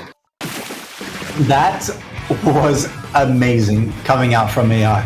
And especially, I want to single out Scar as a star player just on the main weapon. And Jesus, that winning animation is going to get distracting with them just waving and flinging their arms around. But that doesn't matter right now. What matters is that Scar is my chosen MVP for that given map. And I was just going to say, you mentioned the comp that Alliance Rogue was using, how it was used in Area Cup, and I that it makes sense. Obviously, we saw it work. I do like the fact that Oro Jackson is using 2 weapons that weren't even in the game not 3 or 4 days ago in the Custom Junior and the Carbon Deco, but they are in still Oro Jackson coming out a little bit flat in that game 1. However, this is best of 7. We got a long way to go. It is Oro Jackson's counter pick, and they're going to stick with Splat Zones and go to Mako Mart. So a little bit more humpier of a map, but you can never really go wrong with Mako Mart Splat Zones. It's a traditional map and mode. And I'm assuming they're picking this for their Carbon. Yeah, I was thinking exactly the same, Popgun. And I don't know, maybe we'll see Medi kind of leave that Custom Junior on the ground or just leave it in Hagglefish Market, because as we are seeing, Medi took a little bit of time to press that A button. So perhaps we're going to see him go back to the regular old big bubbler having Splat Bomb spamming Junior that we know, maybe love, maybe some of us do. But yeah, the only time will tell. It doesn't seem like it. I really expected it for some safer zone painting, but it doesn't seem like it. Instead, I think we're only seeing 1 machine and 1 splash. I thought we had double machine in the last one. Actually, no, it's Tetris that's gone from the side of Oro Jackson. As we are seeing Oro Jackson coming out, being a little bit stronger in the opening right now. Getting the cancel on the Crab Tank is the machine. The rest of the players of AR forced to back up a little bit. Oro Jackson coming out strong in the opening 30 seconds. AR here, now with Scar on that sloshing machine instead of the Tetra dualies, like Popkin just said. Maybe we'll provide for a bit more of a spammy kind of playstyle, especially with that Fizzy Bomb paired with that Booyah coming down and those missiles hitting the ground and getting a pick, and another one maybe as a result of that of those missiles. Now they only need to catch this Carbon Roller. This is dangerous, because we've seen this situation before where AR just locked the enemy team out, but maybe in a 3v3 situation, Popcorn, maybe Oro Jackson will be able to break through these defenses. Well, they're able to get a pick, and they do have Wave Breaker as opposed to the big bubbler, so they throw that down a little bit early to at least clear out their side of the map and allow the rest of their players to push up and start getting into AR's side of Mako Mart. Volti trying to find a way to ledge camp, easily gets picked off there. With the assistance of Grace Burst Bomb, somebody else getting the official splat as Medi goes falling down on the right side. AR able to recap control of zone. So far, Oro Jackson's been doing a better job of getting an extended lockout. That's why they have control of the lead. But these penalty points are going to quickly go away for Alliance Rogue, and it's just the machine player that's left alive on top of the map. And you do see Jay being respectful of it, keeping them at bay, while Volti's going to have not a lot of room to work with to push up right there. You see Scar instantly saying, nah, you need to back up. Oh, with Volti getting the fall off on their on the fling of their Carbon Roller, combined with the Burst Bomb, gets the kill and allows them to push up and get control of zone. Nice play. Very, very good play. And that Crab Tank got so pressured, they even managed to get a pick. 3 picks, 1 in the form of a trade, but that does not matter because this penalty is fleeting away. AR, they must be scared right now because they are locked out. They need this Booyah to hit, and they need to move with it, and maybe Volti goes down to the Booyah. That is an excellent pick. Hopefully here, AR managed to flip the zone if Ray doesn't get picked off by Romano, but Romano gets the pick. That is a huge, huge take, because that means that now Oro Jackson can live to fight another day and not give up zone. Nay, not give up the map at all. This is back to square one for Alliance Rogue. That's the second time Promano has canceled a crab tank. We're so used to fighting against crab tanks in this game. As Sparks is trying to jump around and, well, you can't cancel that crab tank. That one worked out a little bit better. But teams are so used to fighting these things now. They're starting to figure out where the exact hitbox is that they can get the cancel on. And that's been the difference so far, is Oro Jackson probably won't find a way to get the KO right now. They only got 2 players left alive. Boldy getting the double, though. Oh, my. It's not enough to save the zone, but it's enough to stall a lockout opportunity from AR, who's got a long way to go to get lead back. Yeah, jumps coming out for AR. Maybe one would get picked off, but doesn't seem like it. Instead, they get the pick onto Promano. So no machine on the side of Oro Jackson. And it seems like Funny will soon meet the same fate as his teammate. Maybe not. Blazer goes down. So does Funny. Now in a 3v3, control is in favor of Oro Jackson. But that will soon change as Kivert pops this crab tank on the far left side of this map, trying to apply some pressure onto that top left, that enemy top left. Oro Jackson needs some specials. They need to pop that crab tank as they just did, and that booyah. This will surely be a flip as long as Kipper doesn't get a huge flank going, which he does, of course. And this is very threatening, Popgun. This is so threatening. They could lose the lead right now. Yeah, Kiver using that crab tank early, not be able to get any splash with it, so the only thing they could do was flank around the backside, and that worked out into their favor. And now players are just dropping one at a time for the side of Oro Jackson. I don't think they have enough manpower to get control of zone back, and that is going to be a come-from-behind win from Alliance Rogue as they take game 2. Very, very good adaptation from Alliance Rogue. And let me tell you, this is a different Alliance Rogue than the one we're used to. In Splatoon 2, Alliance Rogue was recognized, arguably, by playing a very, I won't say spammy, I'll say methodic. A very methodic style of play with a lot of usage of Gray's Rapid, which used to be his go-to weapon a long, long time ago. And I don't know, they played in a very Splatoon 2 way. Charge up your missiles, charge up your armor, and just spam them and see what happens. And it worked. But now with these crab tanks, of course you gotta use your specials very wisely, but they're going for a lot more of riskier plays, especially with that flank coming out from Kiver, which I haven't seen him do in quite some time, but ultimately it pays off. Oro Jackson here, if I was them, I'd be nervous, and I'd be steering clear from splat zones right now.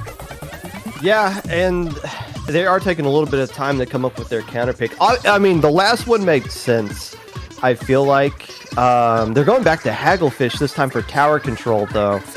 But yeah, that last one they picked, usually when you counter pick something like Mako Mart Splat Zones, you're going it with the understanding of, well, this doesn't really give us a favor over the other team. This is one of the most neutral maps in the game. But you go there for your carbon because your comp's going to be a little bit, because your comp is different from the enemy team. Here they're going with Hagglefish tower control. I don't know what they're thinking. They have the advantage here over Alliance Rogue, but the key to this is shutting down Scar, because we saw Scar just control the alleyways, not just against this team in this set, but a couple last weekend in the Splatomax against Sayonara as well. Scar lives on those lanes, and if they don't shut that down, they're going to go down 3-0 in this set. Yeah, you definitely don't want that, but hopefully this game will be reminiscent of the previous Oro Jackson Tower Control Hagglefish game, in which they just absolutely demolished Grafeyard Shift. And this was just, 20-30 minutes ago? So hopefully they still got that energy in them. We see full Ninja Squid coming out from Oro Jackson once again.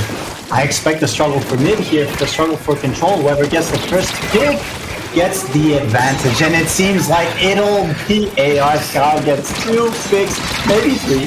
2 is enough. 2 is enough. Scar needs to start paying some some property tax on these alleyways here. They just live there the entire time. Jay opting to go with the E-leader this time around, which is what Oro Jackson faced on this map against their opponent in the previous round. However, this time the first checkpoint falls into Alliance Rogue's favor. Volti being very patient, I guess waiting for their teammates or the right opportunity for someone to go by, and they get splatted instantly. So just all the patience didn't pay off, and now Kimmer's starting to pop off, topping crab tank right here. This is looking very ugly. It seems like AR was watching the stream earlier and said, yeah, you see what they just did to Grafeyard? Shit, let's do it back to them, Scar. Scar with a little bit of BM there. You gotta love it. That was clean. I don't think there's any room for hype moments here because it's just over like that. Woo. And how did it start out? Scar going to right side, getting to double, the game's over. And then the patience by Volti on that right side didn't pay off, and then you saw him come back in and just instantly dive on the tower trying to do something, just trying to stop and save that final checkpoint. But yeah, AR just, I mean, you all saw it. It was a butt whooping. There's no other way to categorize that. They just flat out took it to them. And yeah, it makes you think why they picked them. I know they won against Graveyard Ship on that map in convincing fashion, but this is clearly a different animal they're going up against here. Mm-hmm. I just want to say, just to update the viewers, those of you who might have, I don't know, maybe a plane passed by outside and you looked out the window for a second to just, I don't know, see what it was. Or, I don't know, maybe you stubbed your toe and you had to look on the ground to see what happened, if you were all right. In case you're within that group of people, AR just took that game in like the time that you looked away from your screen. So we're now in a 3-0 situation. This is match points for AR. If AR win this next game, they will qualify for the Splat World Championship. If not, Oro Jackson may live to fight another day, but in order to do that, they need to win this game and the upcoming 3 games after that. That is no easy feat, Popgun, not at all. You know, the special counter pick rules that we have for this event might not even come into play if it's just going to be Oro Jackson's the one that's making them all the time. Splat zones at Sturgeon Shipyard is what they're opting to go with here.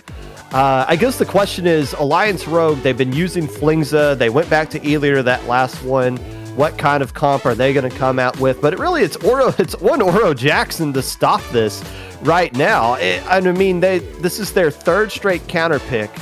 And this is the same basic rosters that played in that tournament last month, the French LAN tournament, correct? I mean, this obviously, I mean, they know how to beat Alliance Rogue. They at least know how to be competitive with them. It just hasn't been showing up, at least in these past 2 games. Or actually, no, it's not fair to say. The second game was fairly competitive, and Oro Jackson held on to the lead for a good amount of time. But they are going to switch to the Flingza roller and doubling down on this comp, except they're going without a machine. They're going with double splash, is Oro Jackson. So really, 0 range that they're coming out with, except when they have a crab tank, of course. Yeah.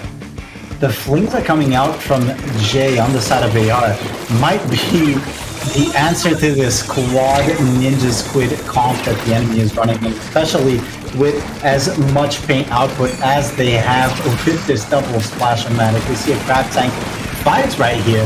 Oro Jackson does have the upper hand for what seems to be the first time in quite some time in this set.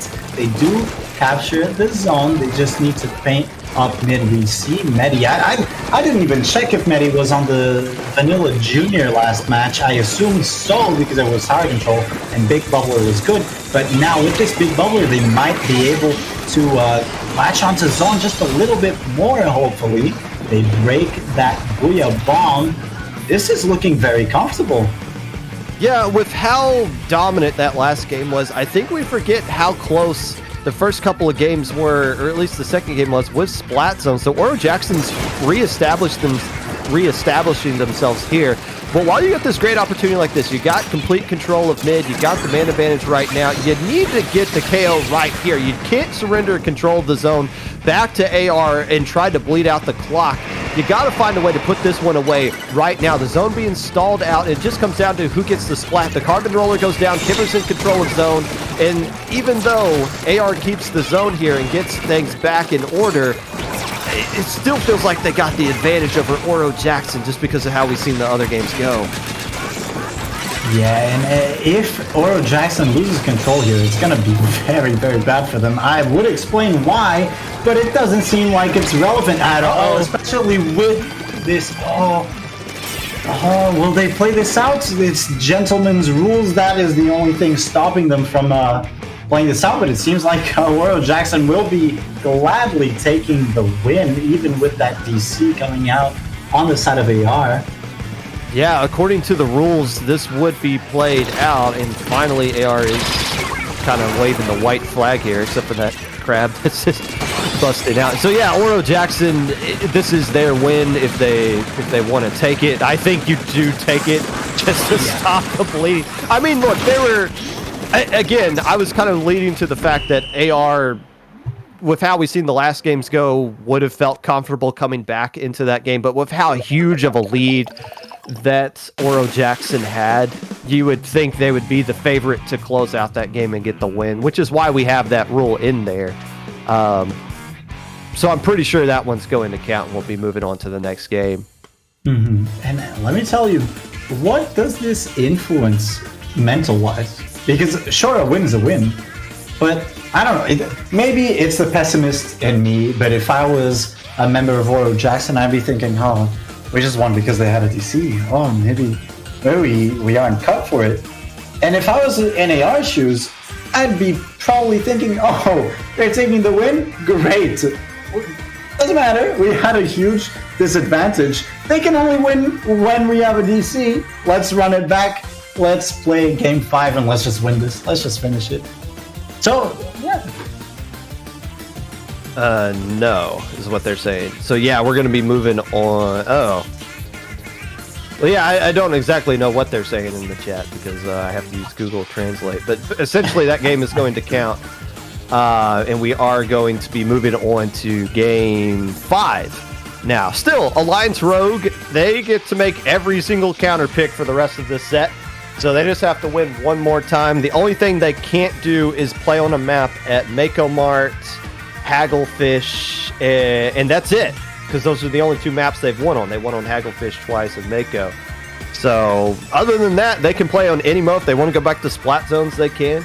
If they want to go back to Tower Control, they can. If they want to be funky and go to Rainmaker or Clan Blitz, they got the choice to do that. But the point is, Oro Jackson has to win 3 straight times, and I'm assuming Alliance Rogue isn't going to DC 3 times in a row, but it could be the momentum shifter that gets Oro Jackson back into the set competitively. Because they were the better team in that game while the game was still going on, that last one. Yeah, definitely. I was going to say, had they lost the zone at that 11-point mark, it would have been, in my mind, very difficult for Oro Jackson to actually push back into mid. And why is this, you may ask? Well, Alliance Rogue, I'm pretty sure most of their members had last-ditch effort equipped. And when you have that on a machine, which has a fizzy, and the flings roller, which has a suction bomb, plus other 2 burst bombs and potentially crab tanks just beaming you down and bombing you from afar while you're trying to retake. With that LDE, that's a lot of spam. And in a team where Carbon is a factor, Carbon is not going to have fun going into that. And finding a window to actually move into mid is quite the tall ask. So I think it would have been very dangerous for Oro Jackson had they lost control of the zone there. We do have a little bit of an update. It looks like Scar's internet just exploded for the time being, so I think they're just like resetting a router or something. So hopefully that means it was just a one-off thing and not something where internet issues are going to plague the rest of the set. Those are always the thing as the the TO in the back of my mind is like, oh no, is this we're gonna have some sort of funky situation here? But it seems like it was just a one-off thing, and they're gonna take a bit of time to get it fixed. Again, just to kind of recap what's at stake here, whoever wins this set is done for the day. They have qualified for the Splat World Championship. The loser is going to play in losers finals, which is going to be another best of 7 set, where if they win that one, they'll qualify for the Splat World Championships anyways. 2 teams from each region are going to be qualified. The Americas are going to be playing later on today, starting at 6 p.m. Eastern time. So we got a little bit of time to work with here. Whoever loses this set because of double elimination has to wait a bit of time anyway, so it's not like we're in any rush to get this set in. It's not like it's holding up the rest of the tournament. But it does look like everything is good to go, and they're going to pick Splat Zones at Mincemeat. Again, every single map and mode in the game is available to be picked in the counter pick section. We don't have certain maps in the preset section because we have some honor here, but when it comes, I believe this is they're allowed to pick any map in the Splat World Championships, so we're trying to be a little bit uniform with that. Yeah. I'm assuming we're going to see Jay's E-Leader come back out here, though, if I had to take a guess. I do agree for 2 reasons. First off, the first reason is I'm stuck in the past, and I just said earlier that Flingza Roller can spam those suction bombs, which is just a lie. I just lied to, 400 people live on Twitch, because Flingza Roller actually has an Ink Mine. So, oopsie. It did have suction bomb in Splatoon 2, but it doesn't anymore. And that's one reason to go back to E-Leader. The other reason is that E-Leader is, how do I put this lightly? How about absolutely broken in Metalworks Splat Zones?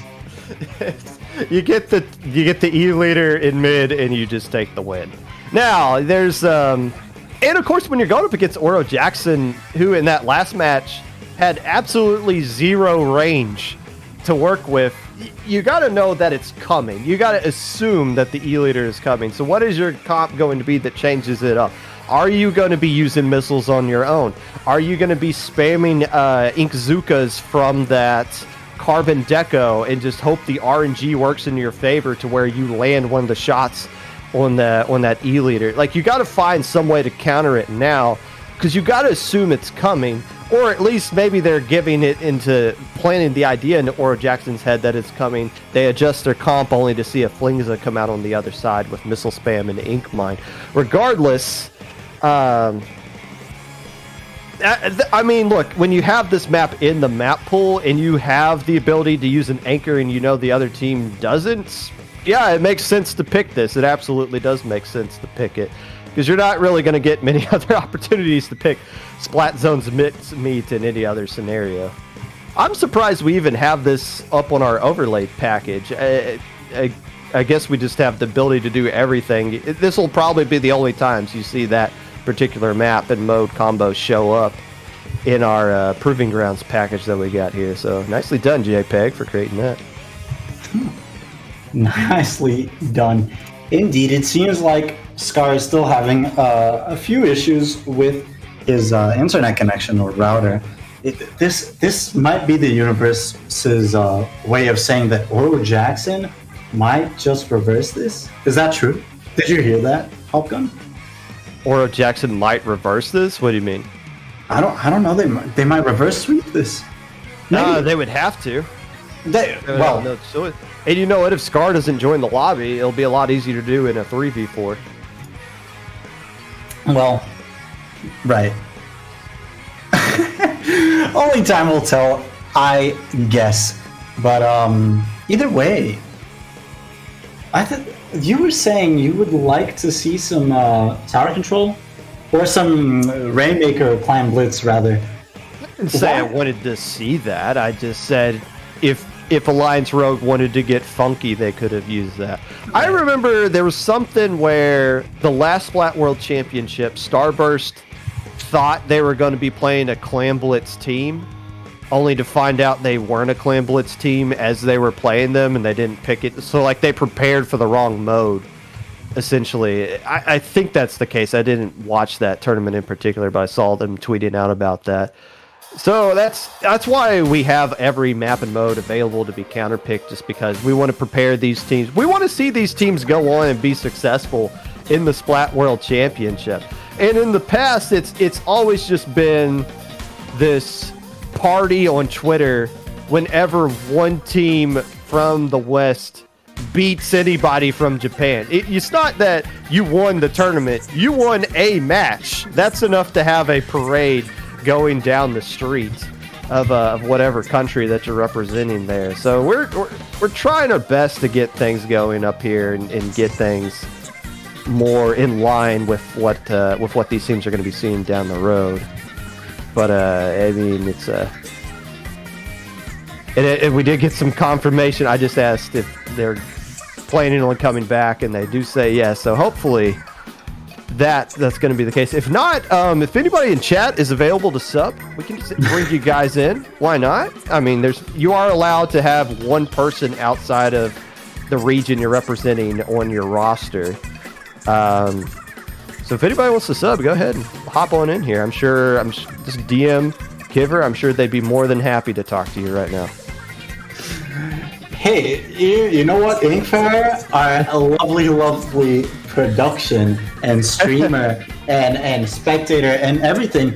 They're already in the lobby. So, that's right. I mean, I'm just adding 2 and 2 together. That would be simple. Unfortunately, though, we're going to have to hold off on the Inkfair debut and grand finals of Proving Ground. Scar is back. We are going to be advancing on to Game 5 Splat Zones at Mincemeat Metalworks. Here we go. Like we said before, we fully expect to see Jay back on that E-leader for reasons that would evoke PTSD for those that have played Splat Zones in Mincemeat Metalworks. On the other side of the map, though, not orange juice. I just saw OJ. I saw OJ on my screen. My mind just went to orange juice. Maybe I'm just hungry. But no, Oro Jackson.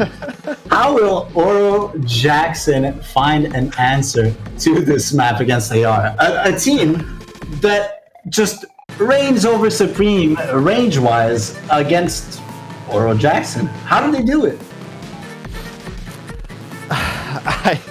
I think you just spam Inkzuka. I don't know. I don't know what comp change they're going to come out here, but they have to be assuming the E-leader is coming. And right now we're just waiting on one more player to ready up, but yeah, you got to assume the E-leader is coming. It's either that or they're going to come out with the Flingza, but you can't prepare for the Flingza. You got to prepare like the E-leader is coming, and if the Flingza comes out, then so be it. But you can't just let the E-leader sit in mid and just call it a GG here. Alliance Rogue take 2 at trying to secure their spot in the Splat World Championship. And it is the Flingza coming out from Gray and the E-leader. A little wombo combo coming out there. Why not both? And that machine coming out from Volty, retiring the Carbon Roller, at least for this map mode combination. Medi retiring the Junior as well for their own set of missiles, hoping to displace this enemy E-leader. But they probably didn't account for an E-leader and a Flingza. I know I certainly didn't. But so far it seems like the missiles have been successful because Jay has been out of the fight, and now they'll be out of the fight for a couple more seconds. Pro Mono here going huge with this grab tank. That is essentially a 3K, and the last member of AR does go down. Holty goes down as well in a beautiful snipe coming out from Jay. But these are some pretty important points coming out for Oro Jackson. Yeah, Volty, because they got the Flingza roller, would be a little too awkward to do double roller in this comp, opting to go with the machine. So Alliance Rogue's pick here, forcing Oro Jackson to change a lot of what they've been doing up to this point. So far, it's been working out in Oro Jackson's favor, and they still have the man advantage here. Scar able to get a splat with that bomb, but the Crab Tank is going to pick them off eventually, Oro Jackson hold on to the zone. They still got a ton of penalty points out of their way, but so far they've been dominating this opening minute in about 15 seconds so far, and they've been keeping Jay off balance, even though Jay is still finding ways to get picks here and there.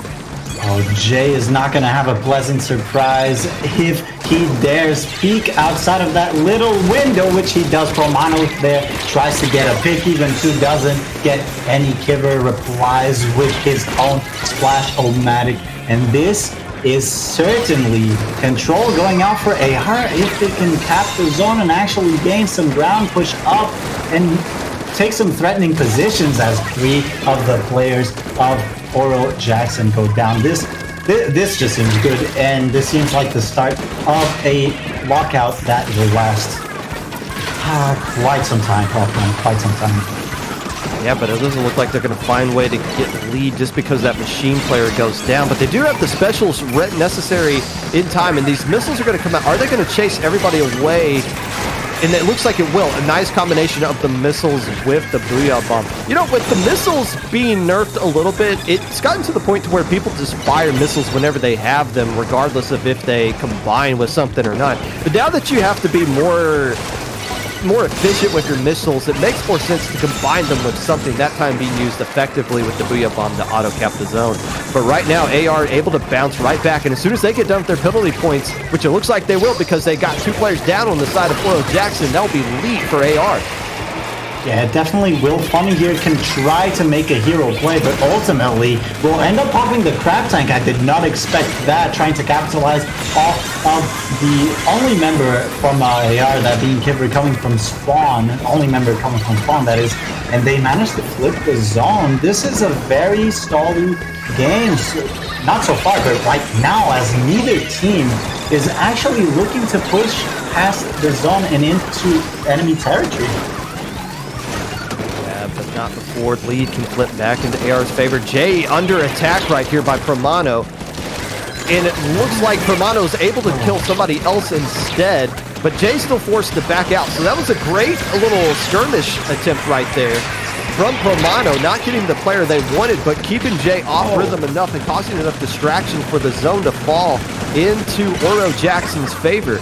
The zone being attacked yet again, but look at all the penalty points that are on AR's radar right now. So there's a long way to go before they can reclaim lead again. Oro Jackson's been dealing with this comp pretty well up to this point. There's only a minute left.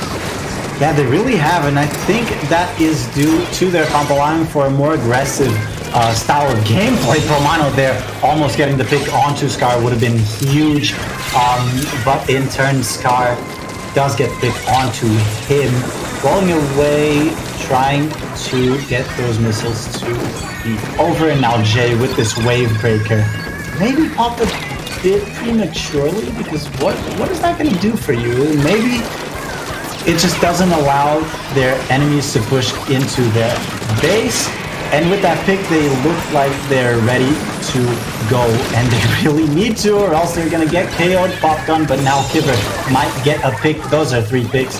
That is a safe position once again, and with 10 seconds left on the clock, AR need to hold on to this zone for dear life. And they're going to have to endure some specials that are coming out here. We saw Promano jumping out basically halfway to their crab, and there's the crab getting popped on the left side. All the penalty points are gone. Missiles are ready to go, but they're dodging some missiles on their own. 2 players going down, 1 on each side. Can AR hold on to the zone? There's crab tank going across everything, and now the players are jumping back in. How did they not count that? AR won! I think we just witnessed, and I don't mean to be disrespectful, but we witnessed the biggest throw of the century.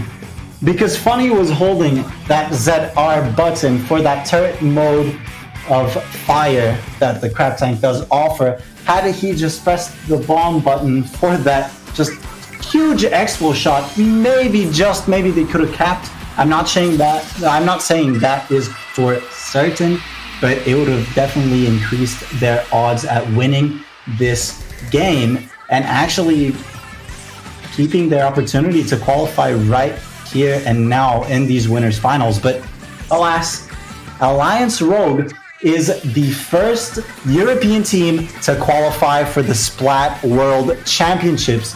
hosted by Area Cup. Yeah, so AR is done with that come from behind when enduring all of those specials that was being thrown at them and at the zone. It wasn't enough to cap in the favor of Oro Jackson, and instead Alliance Rogue, they win the first qualifying match. So they are done for the day. If you look at the bracket, it's going to show that they still have a grand finals to play. That's just for show. There's no way for us to disable that. They're not playing for the rest of the day. They already got what they wanted. Oro Jackson, they don't have to wait long, though, for their second attempt at qualifying.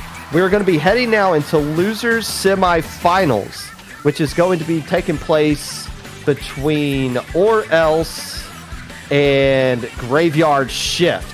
Or Else being the team that almost eliminated Alliance Rogue. We're up 2-0 against them, actually, in the winners semifinals, has now found themselves in the losers semifinals. Now, traditionally in a semifinal set of this, at this point of a double limb tournament, it's best of 3. However, since this is the qualifier and you're leading up to it, we've updated this round to be in best of 5. Actually, the round before this one was best of 5 as well. So we want to give these teams a little bit more opportunity to make a more competitive set against each other, since there's more on the line of just qualifying for something. But this set was what we'll show you, and then whoever wins this will go on to play Oro Jackson in another best of 7 with the final qualifier spot on the line. Now, starting off with Rainmaker Undertow Spillway. This is quite the map, and I'm kind of relieved to see Rainmaker back on my screen, looking like these comps are quite interesting, actually, Popgun.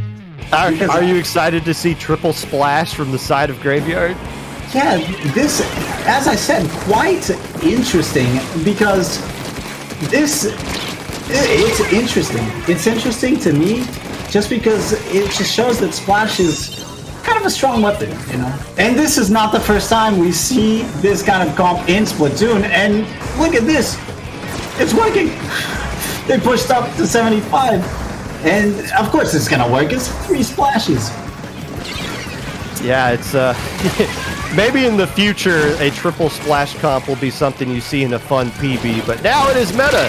It's the best thing you can, well, it might not be the best thing, but it's the best thing Grafeyard Shift is opting to go with right now. They do clear that first checkpoint going around that left side. It looks like that's the end of the push. Rainmaker Pop is going to reset. So yeah, look, if you are Or Else, and you've been playing fantastic all day long, you just wanted to make sure your machines are keeping all these players at bay. You do outrange them.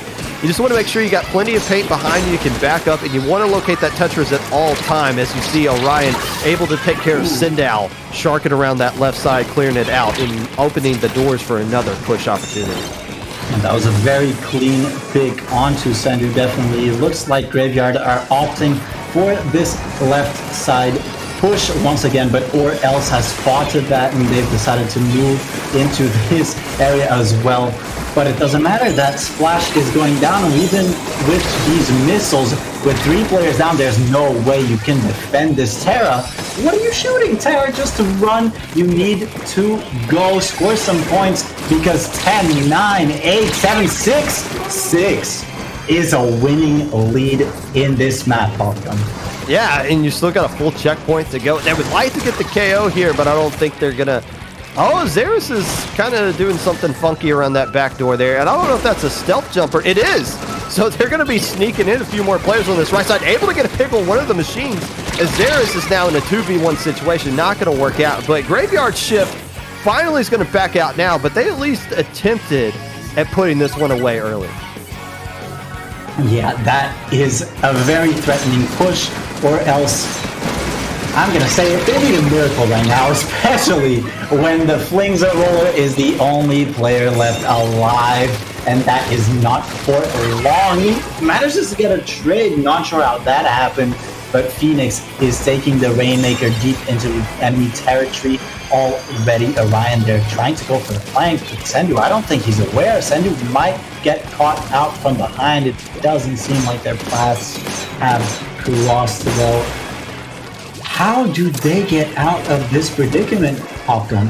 I'm genuinely at a loss. Again, they got to find ways to use range to their advantage, but it's difficult to do. First, they're opting to pick it up instead of letting it reset. But now, as they pick it off, two players that were holding down mid are just completely splatted. So picking up that Rainmaker is not going to result in anything. It's just going to keep it technically on the or else side of the map. So I guess they felt like their two players in mid were going to create some sort of opportunity there, and ultimately those two got taken care of. And now it's just another empty push. They got to find some way. I think step one is dealing with that Tetra. It's easier said than done, considering they have quick respawn on. Their constant presence on the field is, is constant. But once you deal with that and you maybe have a little bit more range, maybe you start painting up a little bit, give yourself some room to fight on, but there's just too much purple right now for these Splash-O-Matics to go wherever they want. Yeah, Phoenix here getting a very, very good threat of kills, adding one more to his portfolio there. Terra, I assume he just wants to hold this position for a bit, get a few picks, does get one, almost two, it might be two. Oh, okay, Hypnos almost fell right into that shot, but Terra does fall off of that position now.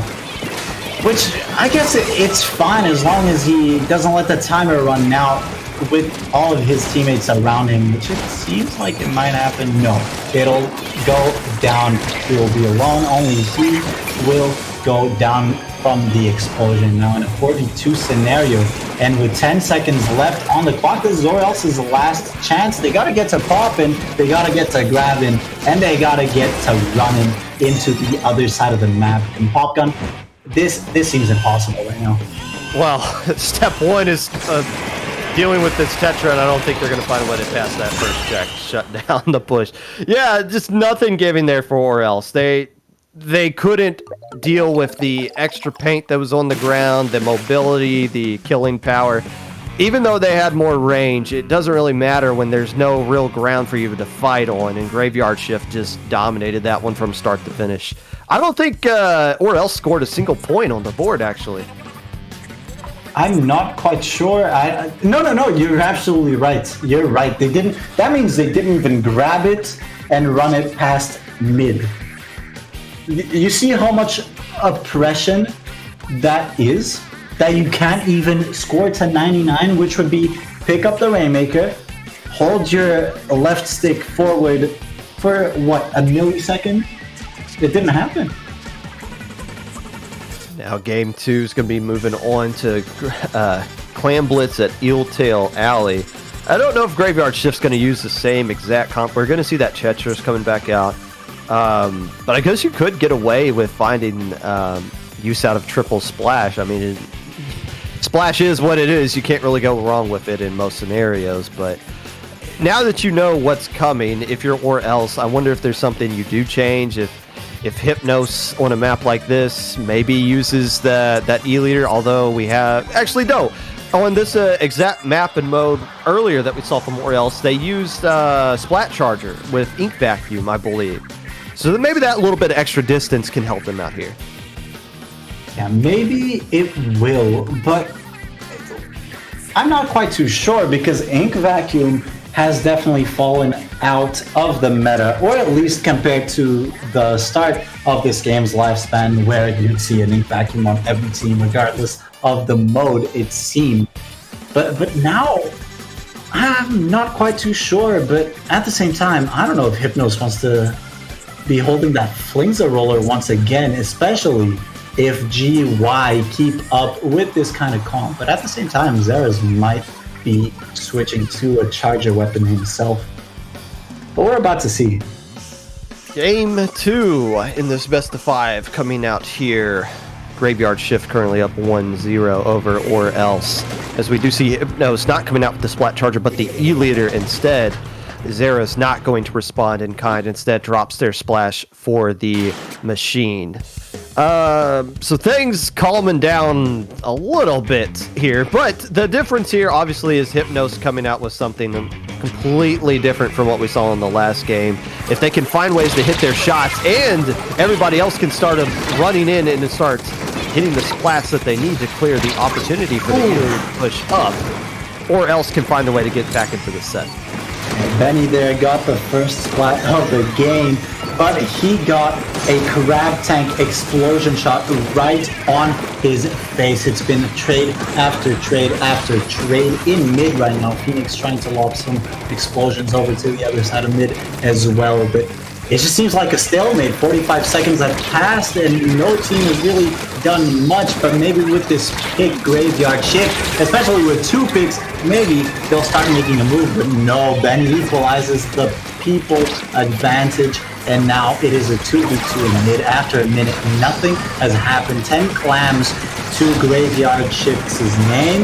But with this Booyah and Crab Tank, it might change soon. The tides of the battle might change in a 3v2 scenario. Popgun, what is happening? Nothing is happening, actually. It's been a very aggressively neutral first minute so far, and it seems like the dust has settled into the favor of or else. They got a lot of clams built up, they got complete control of mid and then some, and now Banana's just going in and smacking people left and right. That is a delayed wipe, and surely the floodgates are going to start pouring open here. Who's got the power clam? Do they not have? They don't have a power clam. They got to throw some to each other. Finally, they do pop the basket, although it is a little bit delayed, giving enough time for Grafeyard Shift to jump back into the action, but not slow down the points that are getting thrown up on the board. Under 60 already. And Hypnos has a lot, well, Hypnos doesn't, but Zinda has a lot of clams to keep this push going as well. Under 30 now, and as long as your E-Leader players up top here, players can jump back in and have to respect the range. The E-Leader finally gets taken down. Benny's going to try to get a few more points trickled in there, and finally the floodgates open and or else show some life in the set. Oh, Banana might go huge here, but he might go very, very poorly as that grabs Grafeyard Shift with a very, very good opportunity to start a push. They have 2 picks down, 3 picks, well, 2 now because the first one has come out of spawn already. Phoenix here only needs 2 clams, goes and grabs the one his teammates threw at him. That is an open basket. Zeres has 7 clams, but those are the only clams that this team has at their disposal, and with 2 players down, I don't think they'll be trying to push this.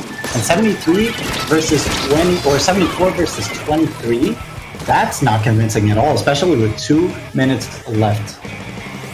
Look how yellow this map is, though, right now. There's plenty of room for Grafeyard Shift to go wherever they want and gather all the clams they need to keep this push going. An extended push with the basket open yet again. However, all the players for or else are back on line and ready to defend their turf, and they're not going to be pushing up just yet. Instead, they're going to let Grafeyard Shift move into them, and that makes sense. You got this massive lead right now, but they're not absorbing the attacks. Instead, they're going down. 47 remaining. In danger of losing lead here is or else, as Grafeyard Shift has all the tools necessary, and players still alive, at least for now, but 2 players going down on the side of or else. Zera's trying to keep the fight alive. They just need to throw in 2 more clams, but a nice pick. But here comes the Tetra player sliding in, throwing 1 more clam. I don't think they have another player left alive, and the lead tie goes to the team that got it first, and that is or else somehow surviving, but it's going to be a very scary final minute of this set. It really, really is. 2 power clams are enough to flip this game, and if it goes to overtime, then 2 power clams are a pretty easy score, especially if they get a super jump push going.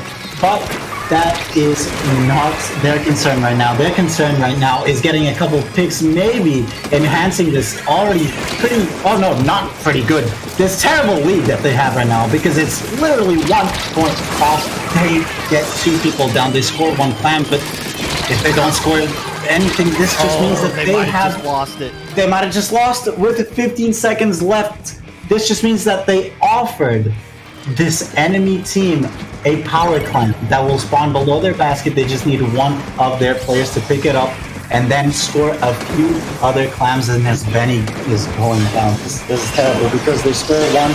They might have jumped. No, that's good. Yeah, I mean, I like the fact that they they played like they had to get the KO. You can't just sit back and be comfortable knowing that if the other team pops the basket and throws in a few more clams, that they're automatically going to get the lead. But at that one scenario, it was just awkward. They popped the basket and they had 2 players left alive, but Benny was already committed to the fight, so it's not like Benny could just back up and hold on the mid. They just had to fight their way out of that 1v3 situation they were in. So just an unfortunate scenario of like, okay, I can't escape, and now we're just going to get wiped, and now we're just going to lose the game. And you saw Grafeyard Shift recognizing what they had to do, their winning condition. Let's just run up to their bridge. Let's pop a crab tank. Let's keep them back as they're spawning in. And by the time they get into a position where they can defend their basket, it's too late. We already got 1 power clam plus the free mercy that they gave us, and that's GG to game 2. That is GG to game 2. That means it is the start of game 3. And this is Orel's last chance to start making their way into the qualifying match, which is the next one, losers finals, as this is losers semis between Orel's or Grafeyard Shift. If they don't win this, it's over for them. And there's no last chance qualifier, at least not that we know of as of yet. So if they don't qualify today for the Splat World Championships, it's over. I guess there is some awkward backdoor if like the winner of the losers bracket or Lions Rogue calls in sick that day, they need a replacement. I don't know. But still, it's win this or else, essentially, for or else. Splat Zones, Art Academies, what's going to be coming back out here. I think we'll see, I would assume we'll see that Flingza maybe come back out for Hypnos. Not that the E-Leader wasn't working out really well when they were able to get established and under control. I think you just want to find ways to locate these players that are going to be going back to probably a little bit more of an aggressive comp on a smaller map like this from the side of Grafeyard. Even Hypno's still going to stick with that E-Leader, though. And no real changes from the side of Grafeyard Shift. The fact that they misspelled their name keeps throwing me off, and I keep trying to find it in my brain. Oh man, misspelling or not, this could be match point, or this is match point to Grafeyard Shift, but Hypnos showing us why he doesn't want to go on that fling. So he could have gone 2 for 2 had he hit the shot onto Zera. Zera's trying to push Hypnos. Hopefully that super jumping teammate will assist. Maybe assisting with this Tetra as well. There it goes. This is a 4v2 as Benny pops this crab tank. Booyah coming out. Getting thrown at the feet. Very interesting. Hopefully Benny realizes there's a flank trying to catch him off guard. Does not. That's Grafeyard Shift, baby. The benefit of spectator cam, we saw it coming before Benny could, unfortunately. As Grafeyard Shift's able to recap control of zone. They'll be getting rid of their penalty points here. Orion trying to push up, make something happen there, got taken care of by Hypnos, I believe, and now those respawn Punisher shots are going to keep those players away for a little bit. Look who's already back in the action, though. Gosh, Tetra players are just so squirrely. You can't get rid of them. You really cannot get rid of Orion unless you get rid of him by locking him in spawn for the rest of the game, which hopefully is what Orel's plan is, because as we said before, last chance, and this is the last chance for them to defend this zone. Well, not really. I was trying to make something work there, but in a 4v2 scenario, this is looking comfortable.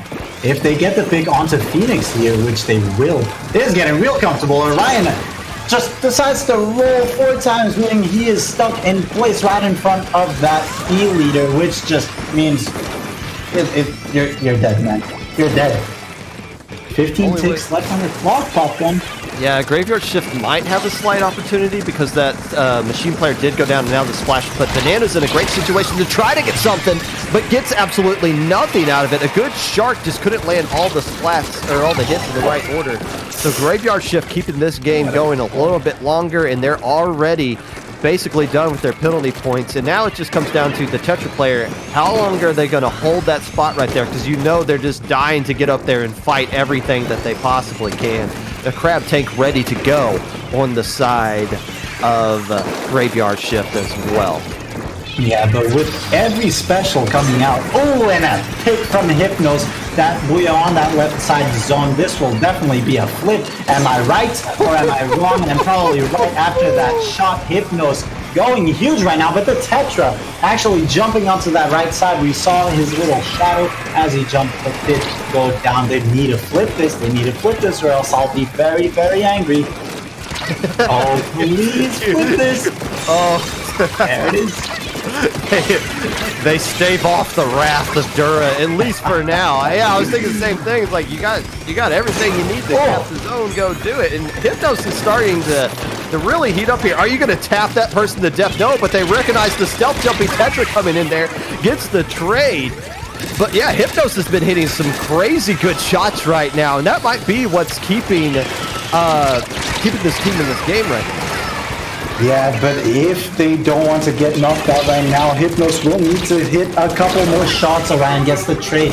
This is looking terrible. Crab Tank going out for the side of GY. Hypnos here cannot do anything. They lose the lead. They have 1 second to push the zone. They won't. They get the pick, but it does not matter. That is a 3-0 clean sweep for Graveyard Shift going into losers finals versus Oro Jackson right up next for that second spot of qualification for the Splat World Championships. Several great splats there by Hypnos, but there's too many moles that you gotta whack in order to close out that set, and ultimately just too much to overcome. This Graveyard Shift is going to be facing a rematch against Oro Jackson from what we saw earlier on stream in winners semifinals. It was not very competitive, to say the least. Oro Jackson, or I guess Orange Juice as you recognize them as, 3-0'd them in a pretty convincing fashion. Game 1 was close. That was the tower. No, that was Clan Blitz at Art Academy. This one, not so much. Or game 2 and 3, not so much. But we are going back, since this is a qualifier match, this is best of 7, and we're going back to the counter pick. You can pick any map and mode as long as you've not won on that map previously in the set. So, a little bit of a different format from when these two teams faced earlier, but this will be the final set of the European bracket stream today. And what a set it will be, because I'm sure that Graveyard Shift, they are absolutely raring to go at this redemption match. They know that they've lost 3-0, and let's be honest, it was a wash. It was a wash in favor of Oro Jackson. And if I was them, I'd be so excited, especially after they just 3-0'd, or else pretty convincingly as well, to just slam this enemy team to the ground and get this spot at this next major event that will feature teams from all around the world. So yeah, and don't get me wrong, Oro Jackson probably is feeling this as well, because they know, oh, we slammed these guys before. We just had a pretty unfortunate set versus AR, but it's GY. It's not that hard. You know, a lot of teams have had very unfortunate sets against AR in the past month or so it's understandable. The question is, after that loss they took, how are they going to respond against the team they've already beaten, and blah, blah, blah. It's hard to beat the same team two times in a row in the same tournament. We know that. Graveyard Shift is on a winning streak. AR or Oro Jackson is not. All those traditional factors are rearing their ugly head here. But yes, this will be a best of 7 set, or I guess first of 4, as Beta would like us to say in some of these things. Game 1 is still Splat Zones at Hagglefish, I believe. So this is the one Oro Jackson was losing on last time. However, back in the match against Graveyard Shift, Oro Jackson was very dominant on Hagglefish as far as tower control is concerned. Yeah, Oro Jackson seems to be very dominant in this map, except versus AR, in which they lost both games.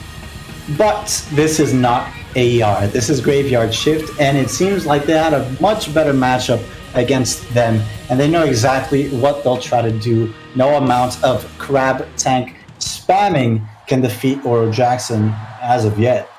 We don't know. We don't predict the future. But going into this Splat Zones game, I fully expect to see some more custom junior Carbon Deco shenanigans. How about yourself, Popgun? Yeah, and again, it's refreshing to see those kinds of things. New weapons being introduced in the game, being played at a high level immediately. That's, again, I don't necessarily mean that's going to be an indicator that these things are meta or not. The Carbon Roller is going to be used by people who know how to use it in the right kind of circumstance. I think some of these other weapons, like a Splash, like a Machine, it's easier for other people to just pick up. I mean, we see so many Charger players just automatically pick up Splash and Machine and just be fantastic with it. That doesn't mean anybody can do it, but you're not going to see as much Carbon use, but when it's in the right hands, it's so refreshing to see compared to everything else. And it's really, combined with the Custom Junior, that one's going to be more situational. I think it's just, when do you want Bubbler and when do you not? Because Bubbler on Tower is still going to be extremely broken. Bubbler in certain maps where you can just shut down entire alleyways with that thing is going to be extremely broken. But at least adds a little bit of variety, and Oro Jackson's picking up that variety immediately with those new weapons being brought in. I do think that Wavebreaker is the unspoken crab tank counter, and maybe I'll get flamed for saying this, but I just feel like sending out 3 little waves, as the name implies, forces the crab tank to actually go into ball mode and jump 3 separate times, which does take away, like, 3 to 4 shots, maybe 5, that the crab tank could potentially be shooting. So yeah, pair that with a very, very annoying torpedo that might just chip your enemies as much as you need, especially with a burst bomb throwing Carbon Roller, might I add, and a Machine and a Splash-O-Matic of your own, which is the comp we've been seeing coming out from Oro Jackson. That Custom Junior is, I don't know, in my mind, it provides with a lot of value for Oro Jackson. It does, if used in the right way. I never really thought of Wavebreaker as a possible counter to Crab Tank, but I mean, the more you see Crab Tank, the more people are going to experiment and eventually come up with a counter with it. Most people can just go on Twitter and complain about, oh, it's broken. The other people are like, I'm going to find out a way to beat it. And, maybe, I'm not convinced Custom Junior could be the cure for it, but Wavebreaker, to your point, does at least slow it down to some extent, get it a little bit off rhythm. And that is a huge factor there. Game 1 of this final qualifier match. Oro Jackson in a rematch against Grafeyard. Shift, Tetras, and Flingza coming out from Grafeyard. And there is the Custom Junior and the Carbon Deco coming out from Oro Jackson. Very interesting that they are choosing to go with the double splash, double crab tank. Oro Jackson here, because usually they'd have Comano on that Machine. I'm not sure what happened there, but Volty, you need to jump out, and you need to jump out right now. But no, he decides not to, tries to shark, but gets picked and ultimately gets staggered. I was saying Machine with that Booyah Bomb might help out against the signature double crab tank that Grafeyard is throwing out here. Now, Orion goes down, and Messi, I'm not sure who Messi is, came out all the way from Argentina to play Splatoon, gets the big onto Phoenix there, and they might flip the zone. They destroy that crab tank. They flip the zone, there it is, but this is not convincing map control at all. They need a pick, maybe 2, and they need to push up, and then the map is Oro Jackson's 2-2. Well, Argentina did beat Australia yesterday in the round of 16, so Messi does have some time to spare to come over and try to win a spot in the Splat World Championships, I guess. The Tetra player working around this left side, got some crab tanks. This crab just run right through, or the reslider just ran right through that crab. Okay, so there's another little thing to deal with that, but that's been the case. You got to find out some way to deal with these crabs if you don't have the wave breaker ready to go, but the Tetra is doing a fantastic job, and now Phoenix working around this left side, starting to clean up, might find a way to knock out Messi as well. That is a wipeout. This certainly will be lead for Grafeyard Shift. Again, they got bodied in the last two games of the last set against Oro Jackson. Looking really strong here in the first couple of minutes of game one. Yeah, looking very strong, and especially with Terra holding these missiles, they might look even stronger. I want these missiles to get off, and there they are as the enemy pops that crab tank of their own. But with that carbon roller down, I don't think Oro Jackson wants to make a move as of yet. They might once this jump lands, but they are one Splash-O-Matic short, and there is no way they win the paint wars right now. That wave breaker got destroyed instantly. Maybe with this crab tank, they might have a chance, but they really need to flip this zone. They really do. Only 10 ticks left with 2 players down on each team. This is an absolute nail-biter. Medi, though, pops the wave breaker, pops a few torpedoes, tries to find that enemy. That wave breaker just saved him from that Tetra pop gun. And now he's free to paint and wait for his team. That was clutch. Yeah, a 2v2 situation just to hold on to the zone, but the Tetra player was stuck on the alleyway, so they couldn't help out with things. Still, Grafeyard Shift able to recap the zone yet again. Zera's forcing this player to jump out on the right side, and the alleyways belong to Grafeyard Shift for now, at least as far as the right side is concerned. But look at Volti wasting no time, swarming in, and now popping this Inkzuka, able to get a pick. The RNG of the little swirls of the shot working out in their favor there. They kind of just aimed right at the canopy and just exploded on that player. So a great use of that special, and it's got a lot of space for Oro Jackson to start pushing up and keep Grafeyard Shift away from the zone. Yeah, I'm pretty sure one of those shots from the Trizuka managed to hit that enemy player, but right now that doesn't matter. Right now what matters is that they need to save Zeras from that raging carbon roller, which they do. Phoenix here pops that crab tank, but Funny replies with a crab tank of his own. Messi pops the crab tank as well. Zeras is done for.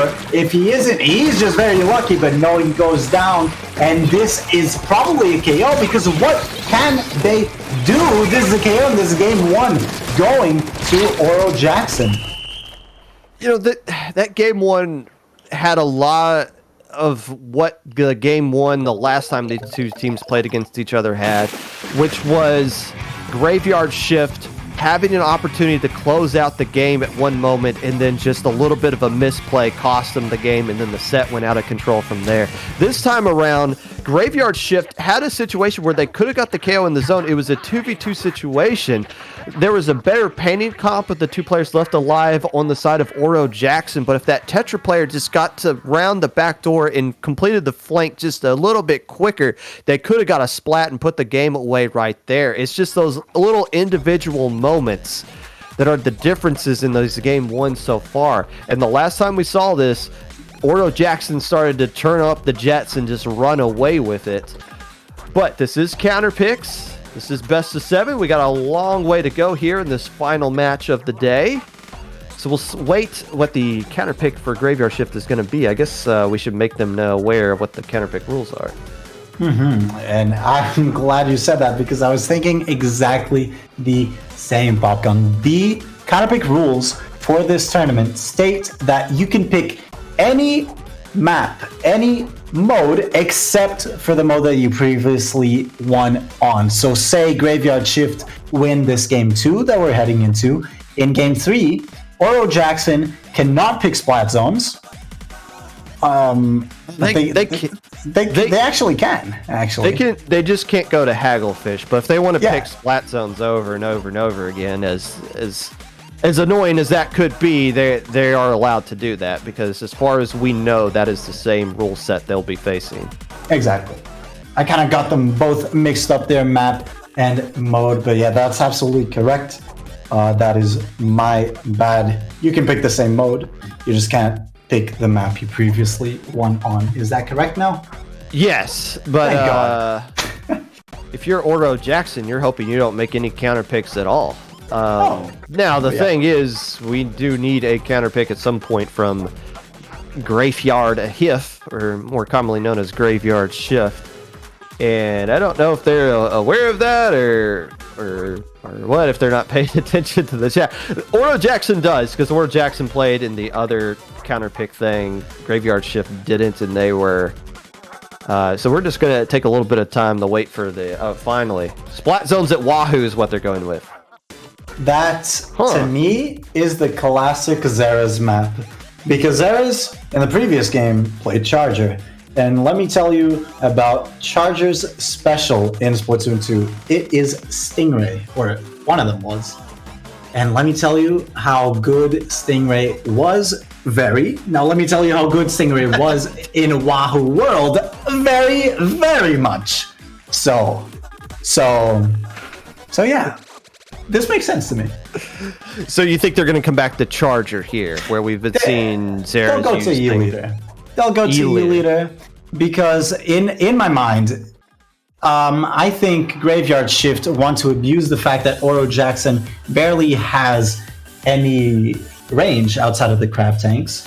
So counterpicking a map where your E-Leader player can excel in just sounds logical to me.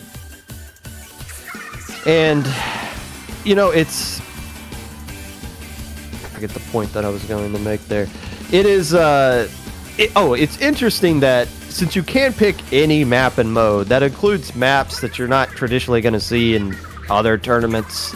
But we've seen Mincemeat get picked. We've seen, well, I guess Wahoo does show up every now and then for zones in particular.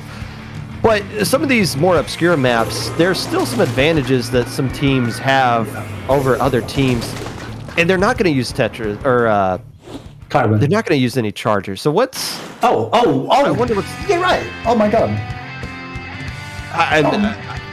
Maybe they just find some flank opportunities here. I don't know what they feel like this map brings that the other team can't deal with. Maybe it's the Carbon, because they did have to come off a Carbon for this map. Yeah, maybe they expect Volti not to be that much of a threat if they take that pesky Carbon roller away from him.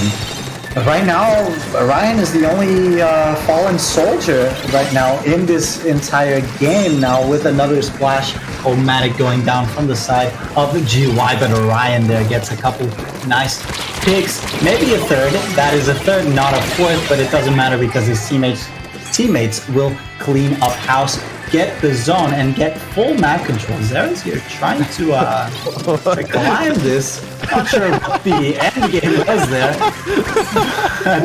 Regardless, now with this Booyah bomb at the ready, they definitely are looking pretty comfortable for this defense. Down dies, and so does the other Splash-O-Matic. A comfortable defense does not mean you will succeed either way. So yeah, Oro Jackson in control. Graveyard Shift down 0-4 this entire tournament to Oro Jackson. Xera's still getting a little bored having leads. Saying, let me see if I can just climb this wall in the awkward spot here. Still Graveyard Shift losing control of lead. They do have Reslider ready to go, as well as one crab tank. They do take care of one of the splash players. Messi gets taken care of by Orion, so this will be a great opportunity for the lead, or at least zone, to go back into the favor of a Graveyard Shift as they're able to do just that. So last time I saw this map being played between Alliance Rogue and Sayonara, both teams used the Flingza, and it was just he who spammed missiles last is the one who's going to win. No missiles to go for in this time around, so it comes down to different lockout opportunities, and it's just using, but it still comes down to who can use their specials at the right time. Wade Baker combined with the crab tank doing a lot for Oro Jackson right there. Yeah, the wave breaker forcing this enemy team to back out into their plat at least, which is a very funneled, narrow area. Orion here getting a nice pick, maybe getting two.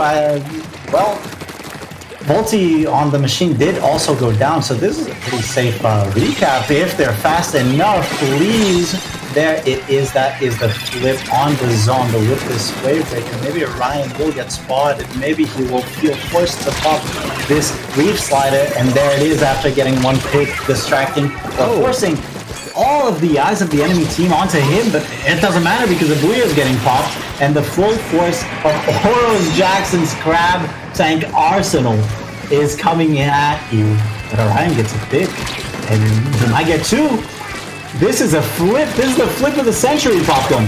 And that's exactly why you see Orion just keep going in time and time and time again, because one of those times that they go in, they're finally going to get a triple like that and blow the doors wide open. And now look, they get control of zone, and Orion's already in great position to keep players back away from the zone. So that one triple might be the moment that can allow Grafeyard Shift to get back into the set. A minute 30 left to go. They're flirting with getting the lead. The Booyah Bomb's not going to come out in the right time, and it's not even going to stall the zone. Reslider going right through Volty, eliminated them as there's only 2 players left alive, but they are near the zone for Oro's Jackson, and Medi's going to be getting taken care of in the zone. Messi jumps in behind. That's the enemy side of the map that they're on right now, so they could try to do some split attention, but they don't have enough players left alive. Grafeyard Shift, thanks to the heads-up play by Orion, finally finding a way to break through the defense and get a triple to open up the doors and allow Grafeyard Shift to tie up the set one apiece. Yeah, let me tell you how wrong I was when I mentioned, yeah, maybe they're picking Wahoo World so their E-Leader player can excel. No, scratch that. They picked this map so their Tetra player can excel. Because Orion, premeditated or not, played beautifully in that map. Yeah, and again, wasn't just that play. You saw them making several other splats that they were getting right there. The kill before they jumped in and made that triple, they canceled their reslider a little bit early and then instantly got punished for it. As it looks like we have the counter pick already. I guess since Oro Jackson's controlling the lobby, they don't have to announce it in chat. Makes sense. It's going to be splat zones at Sturgeon Shipyard. So we're probably just going to stick to splat zones here till the he-death of the universe, and so be it. But they're going with Shipyard, and quite honestly, at this point, I don't think any team's going to change their comp. I think Volty's going to go back to doing that carbon roller, which obviously it makes sense why Grafeyard picked it last time. This carbon roller probably isn't a map where Volty feels comfortable using it on at Wahoo World. So I'm assuming they're going back here just to get them back on it.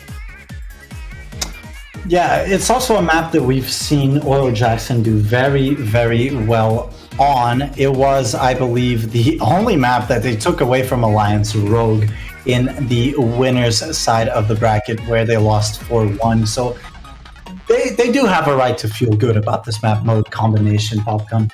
What I'm also interested in seeing is how GI adapts here, because you said you don't expect any comp changes, but we've seen Zeras play the E-Leader here, I do believe. Oh, no, that was not Zeras. That was or else's member Hypnos. So yeah, my guess is as good as yours. Let's see what happens. Let's start this match. Custom Junior coming back out along with the Carbon Deco. No real changes from the side of Grafeyard Shift either. As we see triple quad, every player is using Ninja Squid except for Terra in this game. So just shoot every single ink that's on the map. Just assume somebody is sharking in it. And that's where that Custom Junior is going to come into play. That Torpedo, along with the Wavebreaker, is going to be a good job of locating some of these players that are going to be sharking. But Orion's constant presence on the map, it's kind of hard not to pay attention to where this player is. Orion just forced that Junior to rotate all the way around the map, but he wasn't really expecting the other enemy, opponent, or team member to come out of spawn and just go at him. And certainly Terra was not expecting a full squad of 3 players to just dive onto him and get the splat onto him. Now zone is going to the side of Oro Jackson, and Orion here is definitely dead, but will he take somebody with him to... Nope, not at all. Orion's definitely dead here, right? But I mean, look how quickly the Tetra's already back into the game. They don't really care. They're just going to go fly back in and instantly get into another fight. Crab from Messi, forcing all these players from Grafeyard Shift to back up a little bit. Gets a double with it. possibly a triple as the last player is just left behind. Wisely jumping out, surrendering the lead, but holding on to that crab tank that they can use on the offensive side for themselves. Bunny's going to be pushing up here on this left side, trying to get a splat, who ultimately overextends into a 1v3, but does force the crab tank to get used out a little bit early. So now they're not going to have one to use on the offensive side. It's going to come down to this reslider, but Orion gets taken care of before the reslider, and that allows everybody on Oro Jax to rotate back to the left. Now that they don't have to focus on the right. Game 2 going quickly into the favor of Oro Jackson. I mean, those picks from Volti right at the end, I'm not sure if they mattered because I'm not sure if GY had any time to actually flip the zone, but damn, that must have felt nice. It just must have felt nice. And after that game, I think Oro Jackson are just so hyped and ready to go regardless of what map Grafeyard Shift decides to bring them on. And personally, I would love to see a map like Eeltail maybe, and again force this Carbon player out of the Carbon. Maybe Eeltail isn't the best option, but I think that is the way to go right now.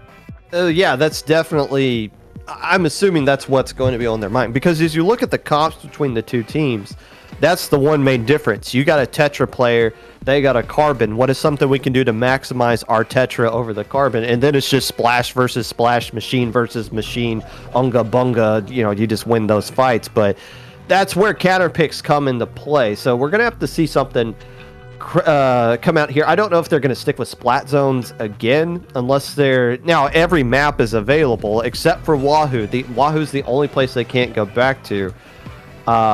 But if they go splat zones again, yeah, I'm just thinking of some other Carbon map. I guess Eeltail would be a good one if they want to do something like Clam Blitz or Rainmaker.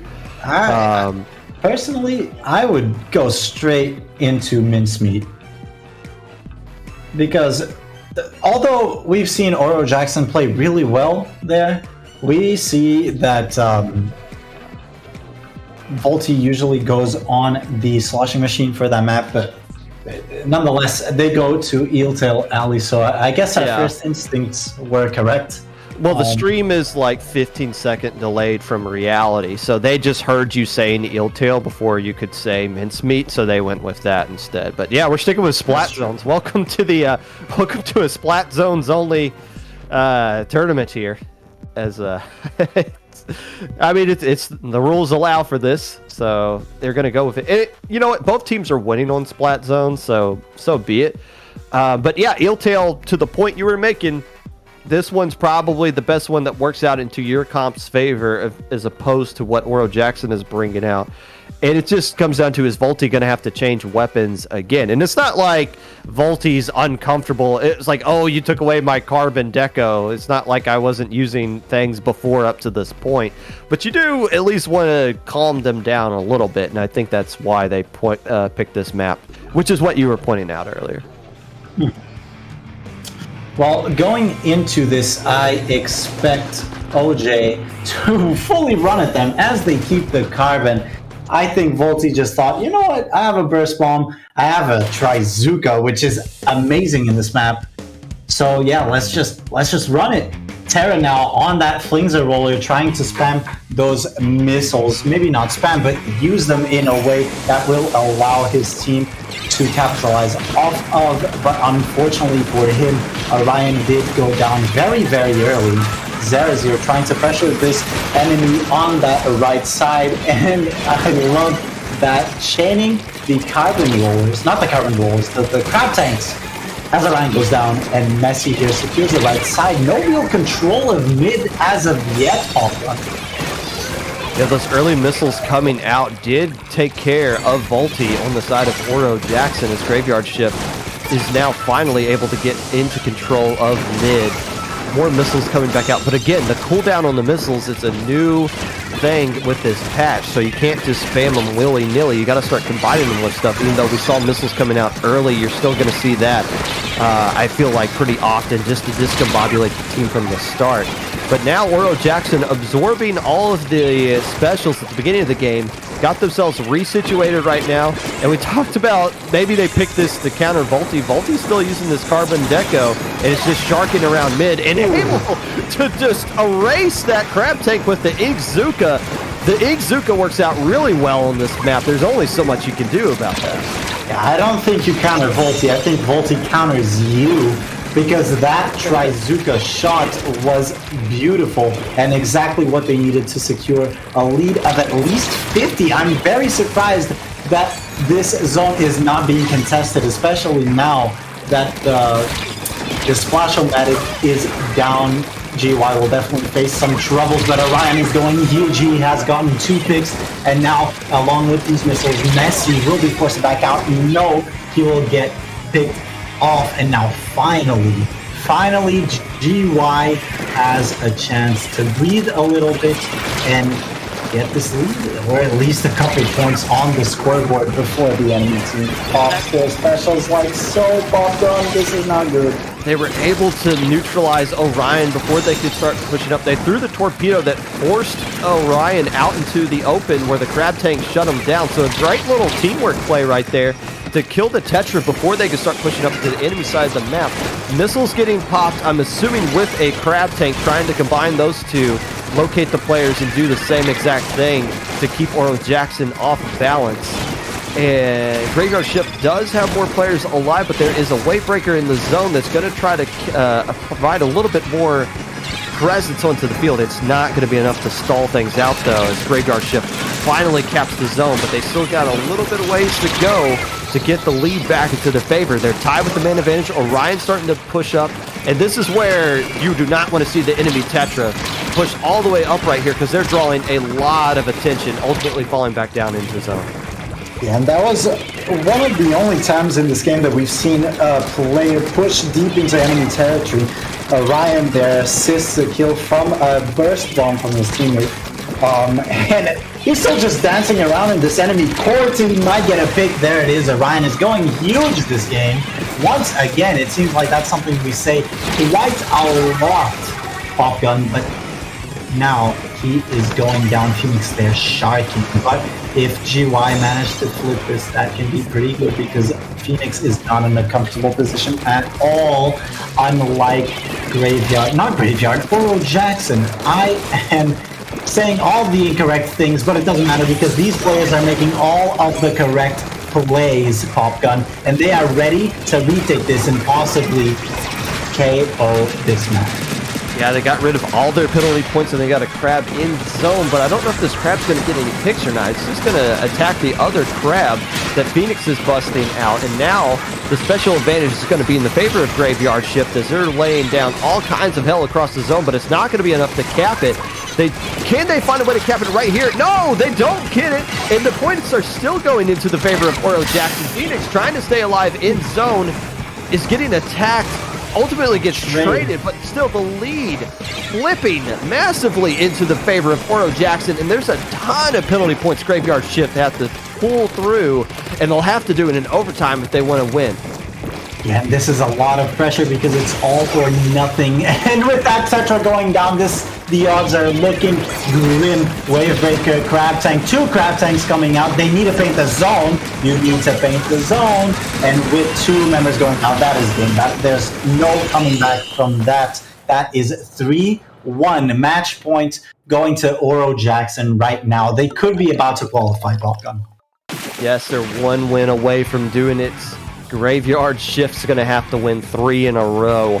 Once on their own counter pick, and then twice on Oro Jackson's counter pick if they want to find ways to qualify for this. So a tall task that they're going to have to overcome, but it is doable. But first step is getting the right counter pick here. I don't know if you go back to Splat Zones. You could just make it an all Splat Zones Grand Finals. You can do that. But maybe the other option, what was the other option you were talking about? Mincemeat possibly being into consideration? I think Mincemeat would be a good play. Oh, they think it's a best of 5. Oh, they're leaving the lobby. They are leaving the lobby. Soon it'll be Inkfair, our spectator and production team member, against the world, because there's 4 members of Oro Jackson, or 3 rather, No, 4, and 1 member of GY in the lobby right now. A bit of miscommunication between these teams, but it doesn't matter because they still get 1 more game at least. And I completely forgot what you asked me, Popgun. Well, yeah, I was more confused by that. Yeah, I thought they were subbing a player out, and it was like, oh, wait a minute, they can't just sub out 4 players. That's not how that works. So, I guess first question is, are they even going to be playing here? But okay, now they're joining back up. They realize what's going on. The counter pick, you first mentioned Eeltail, and that's what they went with. The other thing you mentioned was possibly going to Mincemeat. Yeah, it was because in my mind, it forces the Carbon player off of the Carbon, which we've established in and of itself is not the win condition ultimately. Because Volti seems to be very proficient on that machine, that sloshing machine, along with his teammates adapting around him. And also, it would be good if Zeres wants to pull out the charger in the form of that E-leader, but it seems like Zeres is not playing that weapon at all. He's been on sloshing machine, he's been on that Splash-O-Matic, and I think they want to keep it that way. So maybe they would throw out the Mincemeat Metalworks Splat Zones as a Hail Mary, but honestly, I don't see it anymore, Popgun. Well, they'll have to come up with something. Hey, I'm getting word that we're on the TV right now at the Big Dapple, the LAN going on in New York. Shout outs to all of the people watching this, maybe with the volume on, maybe not, at the Big Dapple. Sorry, this event is taking place at the same exact day. There's so many events going on in December. We didn't really have much time. We had to find some way to do it here. But to those in New York, you are watching people in Europe play some Splatoon with the qualifier for the Splat World Championships. World Jackson just 1 game away from putting this away. Do we have a counter pick yet? We do have players back in the lobby. That's important. No counter pick yet, though. That's no counter pick as of yet. I hope they realize that they have to give us one. Grafeyard. Oh, they probably do. I think what's happening here is that Graveyard Shift probably heard that they're on the TV for Big Dapple, so they're probably just fantasizing about a nice vacation to New York, because I sure as hell am. I would love to go, but right now that is not what should be on your mind. Right now, you should be thinking, what can we do to keep ourselves in the game and actually beat Oro Jackson? That seems to be this 3-headed monster that is walking around and just slamming every team in this tournament except for Alliance Road. Yeah, it's they don't know the answer to that question because they haven't. Finally! I'm a prophet. Are you listening to you? Are you in their DMs? What's going on here? They picked Mincemeat Zones. See, guys, I'm actually the team manager for Graveyard Shift, and they're in my ear. I'm bugged right now, and yeah, it's not good. It's not looking great for us right now. But I believe in my team. I'm joking, guys. I'm not colluding. That would be terrible. What map should we pick? I don't know. What's Dura saying on stream? Mincemeat, sure. Let's go with that. I don't care. Let's do that. Okay, so Mincemeat Zones counter pick twice in the same tournament. No, you may never see this on an IPL stream again unless it's some sort of silly charity event. But here it is right now for the second time today. Splat Zones at Mincemeat. Okay, does that mean that that Zeres is finally going to go to a charger? I don't think so. If they didn't do it before, it might not be here. I think it's either going to be charger splash.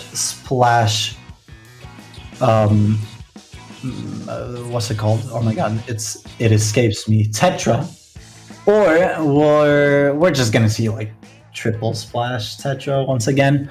Which is valid. Crab Tank is really good in this map, as is the E-leader. But I don't know, Zeres is the last player, rather, to press A in this lobby. So, I don't know, maybe I'm a genius. That is not up for me to decide. So, Popgun, you take it away, because I see... Oh, no E-leader. Oh, man. But what you don't see is a Carbon. Instead, you're seeing Volty come out with the machine. I don't know if you want to see Volty on the machine or Carbon. Both seem pretty deadly at the same time.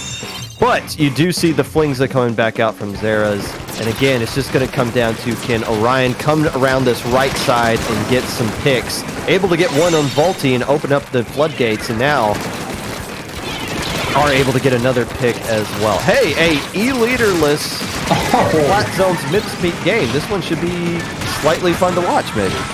It might.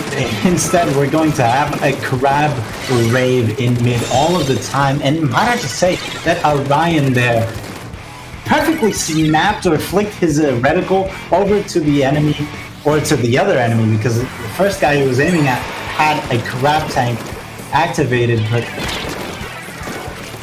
the second guy also had one.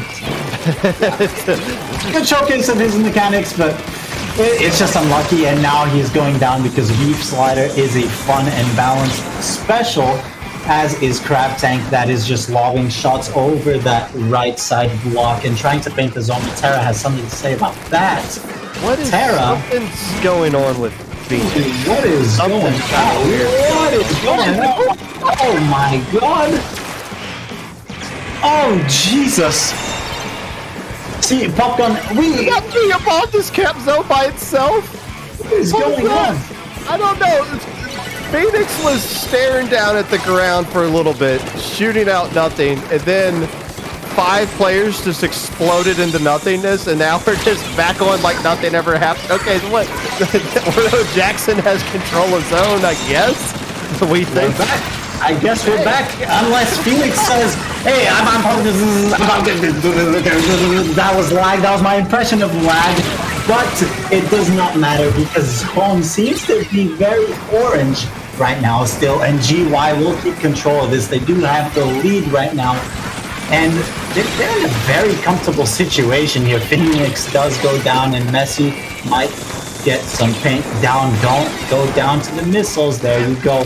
They should be able to paint this over. And in a 3v3 scenario, Messi does have the crab tank, pops it, and tries to apply pressure to the enemies. Flings a roller in from Terra, but it's looking like such a messy game, no pun intended here. Yeah, the good news is everybody's still in the lobby. That's all I care about. It seems like the players are going fine with whatever the hell's going on in the actual game. Phoenix forced to back up here a little bit. So Grafeyard ship has been, from what we can see, in control of things. They got 2 players down on the enemy side of the map. Volty forced to back up here a little bit, trying to build up the Booyah Bomb. Orion going right in, getting a nice trade. And all the penalty points are gone. It's looking good for Grafeyard ship. Although it's a 2v2 situation and double splash, able to get a pick onto the zone. Orion's going to jump in here, has the ability to make some sort of hero play, only gets a trade out of it. And the zone does go back into the favor of Oro Jackson. But so far, Grafeyard Shift has been handling business. I was going to say, if they lost this game due to 2 mines being on the zone and preventing them to cap, that would have been very embarrassing, to say the least.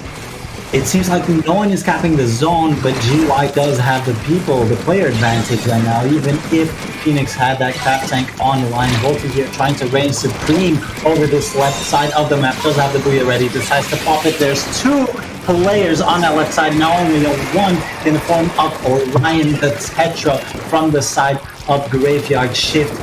This map control is looking great unless Orion just appears out of nowhere, gets a double. That is 3 people down in the last minute of this tournament, possibly. Oh, no. Yeah, possibly, but it doesn't seem like it because GY have the control of the entire map, and Orion is going crazy on the kills right now. This is looking terrible, probably. The splash that Orion killed was the only one that had Crab Tank ready to go, but now Funny is able to build up the Crab Tank on their own. Phoenix just kind of going, man, there's just so many crabs going on non-stop here. And let's see, it's Oro Jackson that doesn't have control of everything. Yeah, it's looking like more and more like Grafeyard Shift's going to walk out of here with the win on their counter pick. Messi being the last player going down, and I don't think they're going to get the KO before the timer runs out, but I don't see a way how Oro Jackson can come back into the zone, completely cap it, and hold on to things long enough to extend this one, and we're going to be going to a game 6.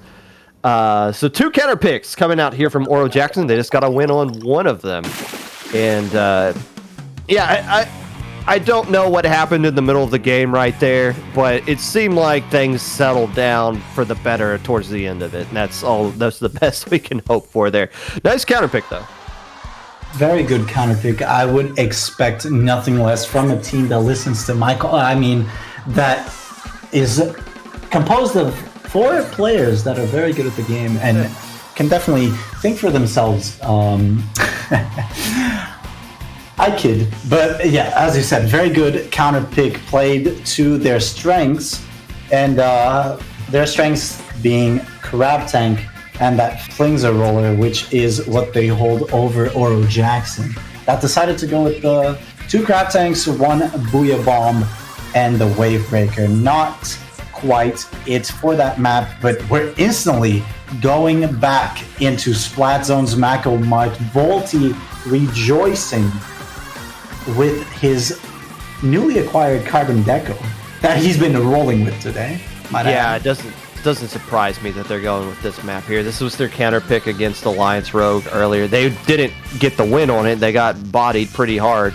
But Grafeyard Shift is this is probably the map they don't want to see coming up. And again, the 6th straight Splat Zones map is coming out here. At least it's been back and forth between both teams with Splat Zones. It's not like one region's completely dominating the other in a mode they can't hold their own in. But yes, this is the comp we were expecting to see coming out from the side of Oro Jackson. The question now is, what is Grafeyard Shift going to do to be able to counter this? I think they just gotta hope that the missiles do give Oro Jackson quite a bit of trouble as they are descending down from the skies, along with that Crab Tank throwing or lobbing those ink explosion shots. I'm not sure what to call them. Medi manages to stay alive somehow, pops that Wave Breaker, throws torpedo, but it finds nobody. Thankfully for Oro Jackson, though, Orion was coming from their spawn. He might even get picked off once again. There it is, and now with only Zeras alive on the right side of Medi, hopefully doesn't overextend. This can be a game and match and tournament winning lead. Volty trying to ledge camp here. Oh, runs into a chicken. Hello, I didn't see you there. It's a little too late. That's the only thing that's going to be shutting down Oro Jackson up to this point. Are they not going to find a way to cap zone off of that? No, they do kill one more splash player. Messi being back here trying to just keep paint onto the zone, waiting for the rest of their players to join back in, and finally Grafeyard Shift's able to get control of zone yet again. So yeah, just an awkward chicken. What is that was the Orion's chicken that just found out Volty and exploded right on top of it. That was actually Orion's first kill with a sub-weapon in this entire tournament. Fun fact, maybe not, I don't know. But Orion now getting a second pick onto Volty, this one a bit more actively, and trying to roll onto this left side of the map. But the opponent that found himself to be there managed to jump out in time, which is good to see. There's going to be lead going over to GY. Orion kind of diving. Does he get a pick? He gets 2! How does that happen? Funny here with this Crab Tank might be the only chance that Oro Jackson has of flipping the zone. He cannot go down now. Orion getting a pick. This is very dangerous. Carbon does not do much in the paint wars, but they managed to win them. How do you win that paint war? I am not so sure. Popgun, that was really, really scary. And you know what? When you're not winning the paint war and there's not room for your Carbon Roller to roll around, it kind of neutralizes them completely. And right now there's just a lot of purple ink on the map, and they can keep everybody at Oro Jackson at bay. Terror just staying back in mid, building up some more missiles as they wait for the machine player. The machine player got taken down. Messi kind of dropped down right there. Didn't get anything out of that. So, situation right here for Grafeyard Shift. They tried to get some picks here with the double crab situation going on. Not a lot of building points that got to queue through. The junior gets taken care of as well. I don't think anybody from Grafeyard Shift has been splatted in the last 30 seconds or so, at least when they got control of the zone, finally Orion gets taken down. And just at the time when the penalty points are going through, and it looks like it could be a KO situation here for Grafeyard Shift. Wavebreaker being thrown down on the zone. Zera's trying to stay alive, trying to splat somebody on the backside, while it's just Inkling left alive on the right side, so it's not going to be able to hold on to the zone. But a great extended lockout by Grafeyard, and they drag some players down with them as well. And now, with Orion going in, I really want to see this team cap the zone first off, and then kind of play a bit more aggressively. Orion going for the flank, maybe faking it, and gets the pick onto Volti. How did that happen? Volti kind of ran into those shots, trying to get the pick onto the Crab Tank user. Orion just sliding through the map. Phoenix here pops the Crab Tank. Sadly, needs to waste half of that cast time running away from that Booyah Bomb. And ultimately, I was going to say he's going to get picked off, but maybe not. Manages to jump away onto Terra, I do believe. And now Volti can kind of maybe get set up on this left side. Decides not to. Wants to chill around this side of the zone. Now with one player down, it seems like GY will try to go for the zone. No, Trizuka's gonna save you there. There's two Crab Tanks looking at you, and Orion looking for a flank pop gun. This is there's such a difference, Grafeyard Shift, than it was like, what, 3 games ago? Yeah, and the difference has just been they've been able to find ways to get splats without having to use their special weapons and able to put a lot of paint down. And right now, it's just the Splash player that's left alive that can keep the hopes for Oro Jackson of winning this particular game in check, and it doesn't look like it's going to find a way to do that. Although Phoenix's Crab Tank does get canceled on the back end, Oro Jackson is going to flip it back and extend this into overtime. They got a long way to go, though. And Terra jumping out, able to build up some specials. If they can go in as a team, Grafeyard Shift can enforce a Game 7. Yeah, Grafeyard Shift is going to pop the missiles and their first Crab Tank. They will be able to chain with this second Crab Tank. No comment on that Reef Slider. I don't think it's quite as crucial as the other specials. Unfortunately for GY, Volti gets a pick, but it doesn't matter because now he gets picked off, and with that Crab Tank and the rest of the team painting the zone, they cap, they flip, they finish the game, and now it's a 3v or a 3-3 scenario going into Game 7. And let me tell you that this is the same Grafeyard Shift that left the lobby at 3-1 thinking, oh, it's over. It's a best of 5. No! This could go either way now, Popgun. A tactical leaving of the lobby to throw off their opponent, clearly. As now we are in, a Game 7. Winner goes on to the Splat World Championship. Loser stays home. There's a lot on the line for this single game, and the question is it going to be 7 straight games of Splat Zones? This is why Oro Jackson should be feeling good. They get to pick whatever the map is, but that seemed like to be your best option at beating this team was on Mako Mark, but they just didn't have the paint for their carbon roller to work with, and Orion just doesn't really need paint. It just kept going in, kept using those resliders. We saw at the very end there, controlling the left stack and using a reslider to force one of the players to run out of the zone. Didn't get the splat, that's not the point. Chase the player, displace them, and allowed everybody from Grafeyard Shift to collapse onto the zone and paint it into their color. But yeah, this is Oro Jackson's counter pick for the final game with a lot on the line, and they picked their Game 6 map extremely quickly. Now they're being a little bit more hesitant. I wonder what their plan is. They could go back to Splat Zones Mako if they want to, but it looks like they are going to go to tower control at Undertow. Okay. Before they picked, I was going to pick tower control. I was going to guess tower control markets. Hagglefish markets. There we go. But I guess this makes sense. Because it's a very snowbally map, and it seems like that's the kind of gameplay or game plan that Oro Jackson wants to play with in a kind of snowbally. Oh, never mind. Splat Zone Zinkplot. Splat Zone Zinkplot? Yeah, the fake out.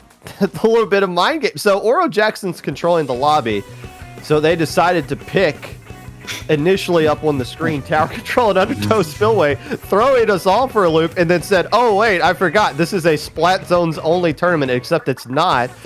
going to Splat Zone's Art Academy instead. Fair enough. You know, when my team was playing and we did counter picks and it was the other team's time to make a pick, but we were controlling the lobby, I would always just set the game to Splatfest Bouncy Twins, just as like a, hey, you could pick this if you want kind of thing. But no, ultimately they just picked that just to throw everybody off, and here we go. More mind games coming into play just so we could go back to Splat Zones at Art Academy.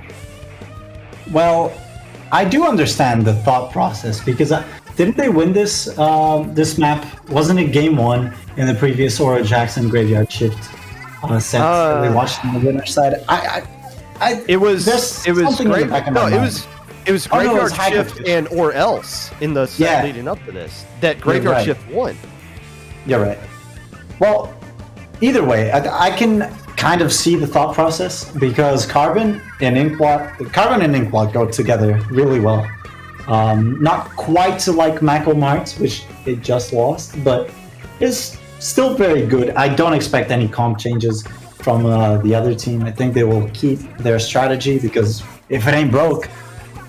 Or Jackson, though, I also don't expect any changes. I think this is going to be more of the same.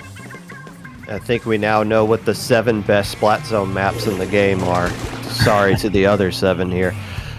Game 7. Winner moves on to the Splat World Championship. Loser gets to watch it on stream at some point, as we see the same kind of comps coming out from both sides. No real surprise, although Medi is not on the custom junior, instead going back to the vanilla.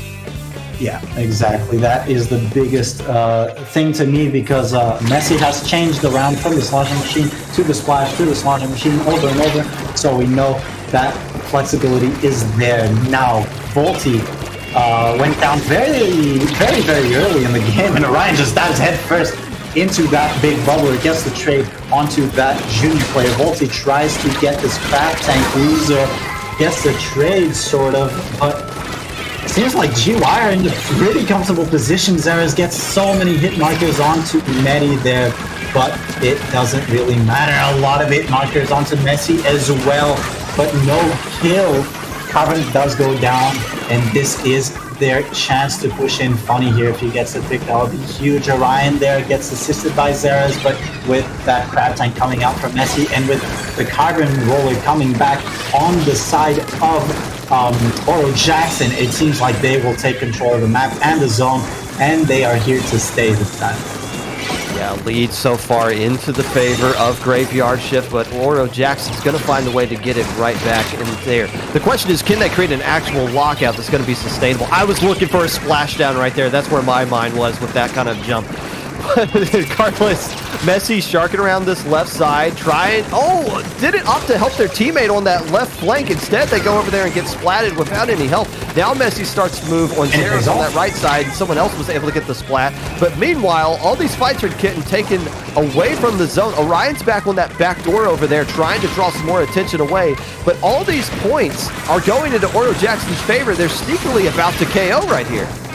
They really are, and Terra there is just absolutely looking for the missiles, but it means that he's not going to be actively painting in the last seconds of the match, and that's game! That's game! I did not expect that knockout that soon!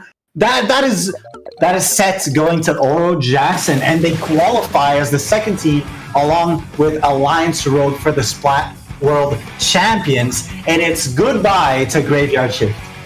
Goodbye to Splat Zones as well. That was a great set and kind of a interesting little scenario right there. You saw so many cool fights going on all around from the zone. It's almost like a game of team deathmatch broke out there, and then all of a sudden you're like, oh right, the objective in the middle, we aren't touching it, and the game's just over just like that, and it's a little too late.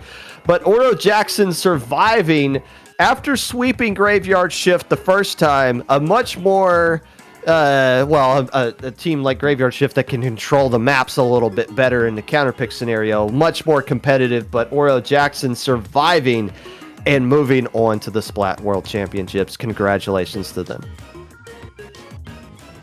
Well, Popgun, this was an absolute blast to have you over on the other side of the pond commentating for all of the EU teams. that were looking to qualify for this upcoming major worldwide tournament. But I think that is all from us. Yes, for today. Well, that's all for me commentary. Now I gotta go TO the North American bracket. But yes, thank you to all of you watching. This was the first time we've hosted an actual qualifier for the Splat World Championship. We hope to do more in the future and maybe get some more EU teams coming out next time. But that's going to do it for the EU bracket for now. Thank you, Dura, for hopping on and helping commentate this one. And the North America bracket will be going live in about 2.5 hours, 6 p.m. Eastern Time. We'll be back with that. A lot of great teams have signed up for that one. Starburst, Sayonara, DNA, and a bunch of others that I don't have off the top of my head, but you won't want to miss that action coming up at 6 p.m. Eastern Time. Until then, we're going to sign off, and we'll see you back here on this same channel in about 2.5 hours. Yeah.